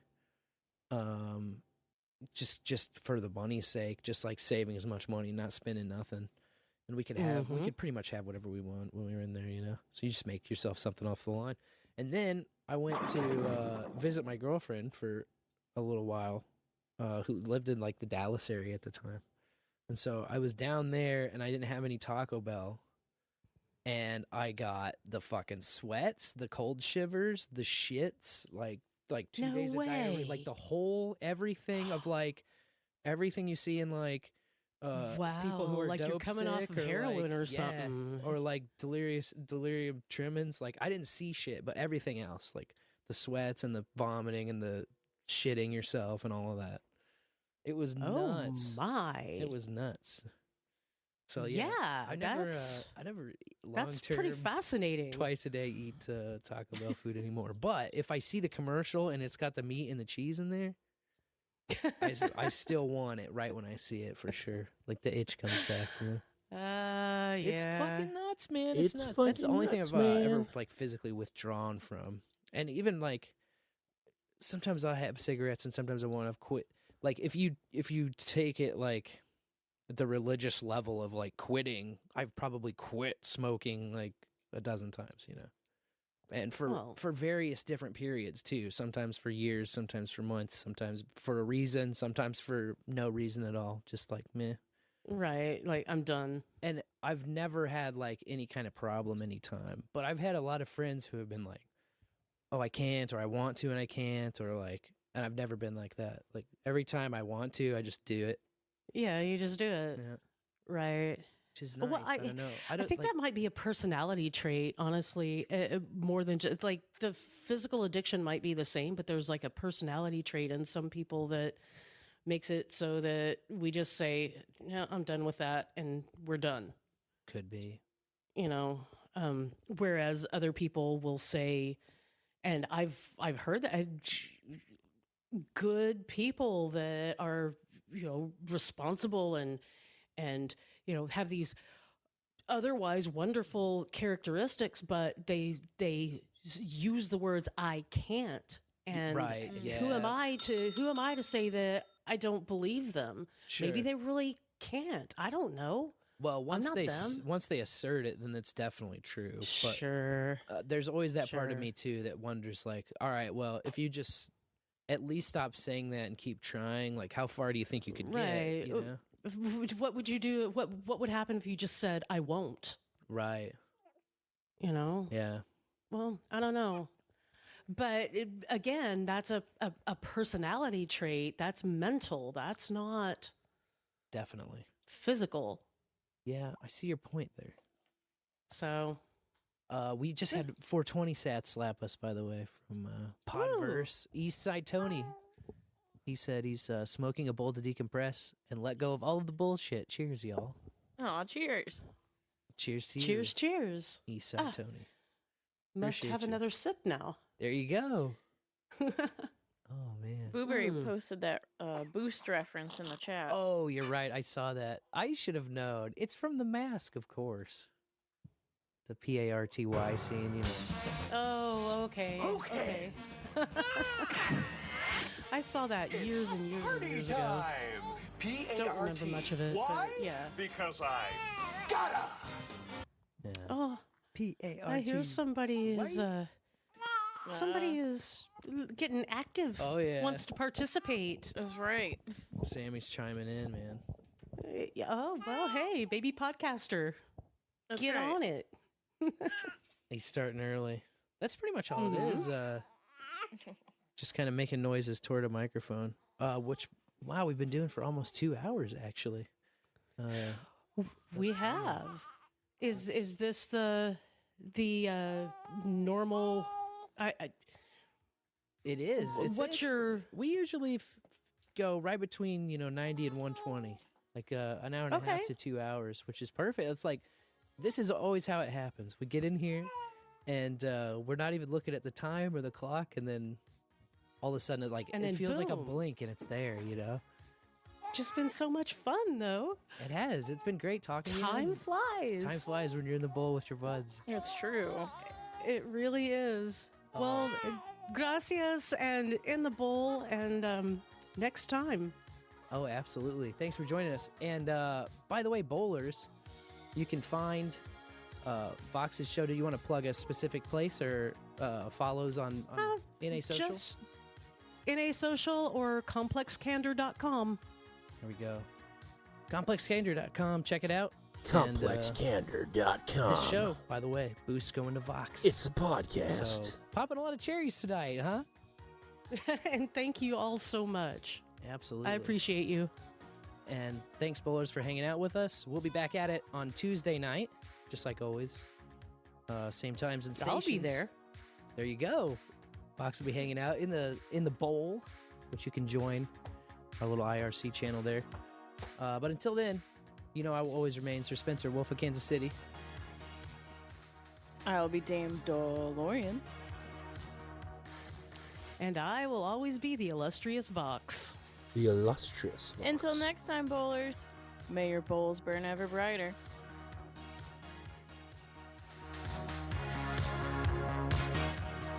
Bowl after bowl till he's sick.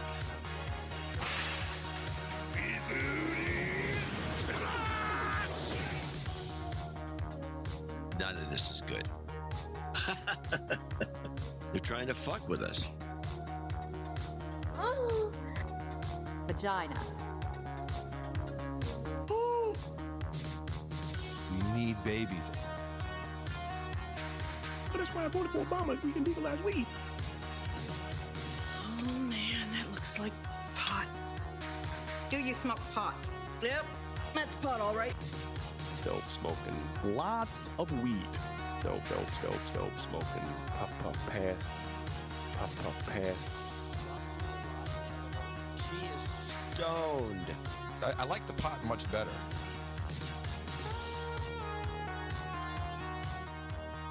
Bowlafterbowl.com. Call. There, you got to call. Packing bowls and freeing souls from America's heartland. You're listening to Bowl After Bowl with Lorian and Spencer. So when are we smoking some weed? I'm hammered. We have blunts here. I've never done a blunt. I'd do one. I do one. Spark one up. Spark one up. I love that every time. Wow. I am really high. They had a great goddamn time. You were feeling that shit. It's good shit. Oh yeah, it's always good shit. Always. And we're joining you at a weird early time. It's 10:30 in the morning. When are we smoking some weed? Wake and bake. Waking and baking. This is a special edition, Bowls with Buds. It will be episode 104 of Bowl After Bowl. I'm Sir Spencer, Wolf of Kansas City. I'm Dame Derby. Yo. A little bit different time, a little bit different place. Good Kind of pumping. Yeah, high energy. Yeah. Anything high is good in a bowl.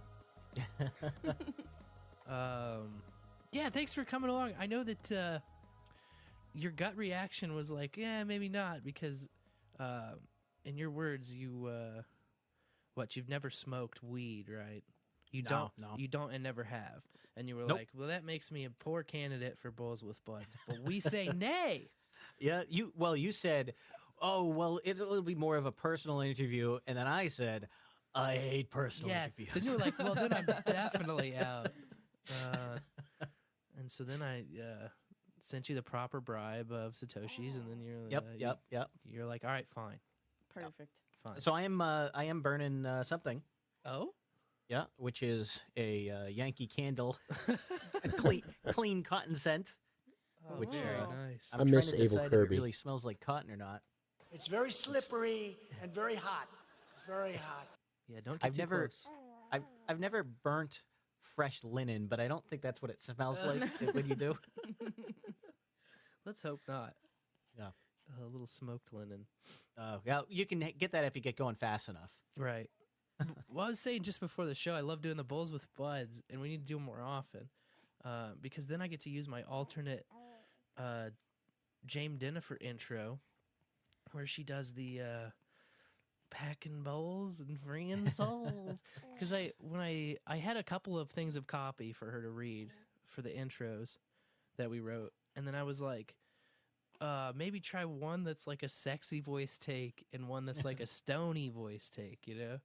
And so the one that we usually use, You're listening to the only podcast in the universe where clothing is optional, but pot is not. that was like her sexy voice read. And then this, the one that we use for the Bowls with Buds is the Stony voice, which you can kind of Packing bowls and freeing souls from America's heartland. It's just, it's subtle, but once you listen to it with that in mind, it's definitely obvious. I love the intros.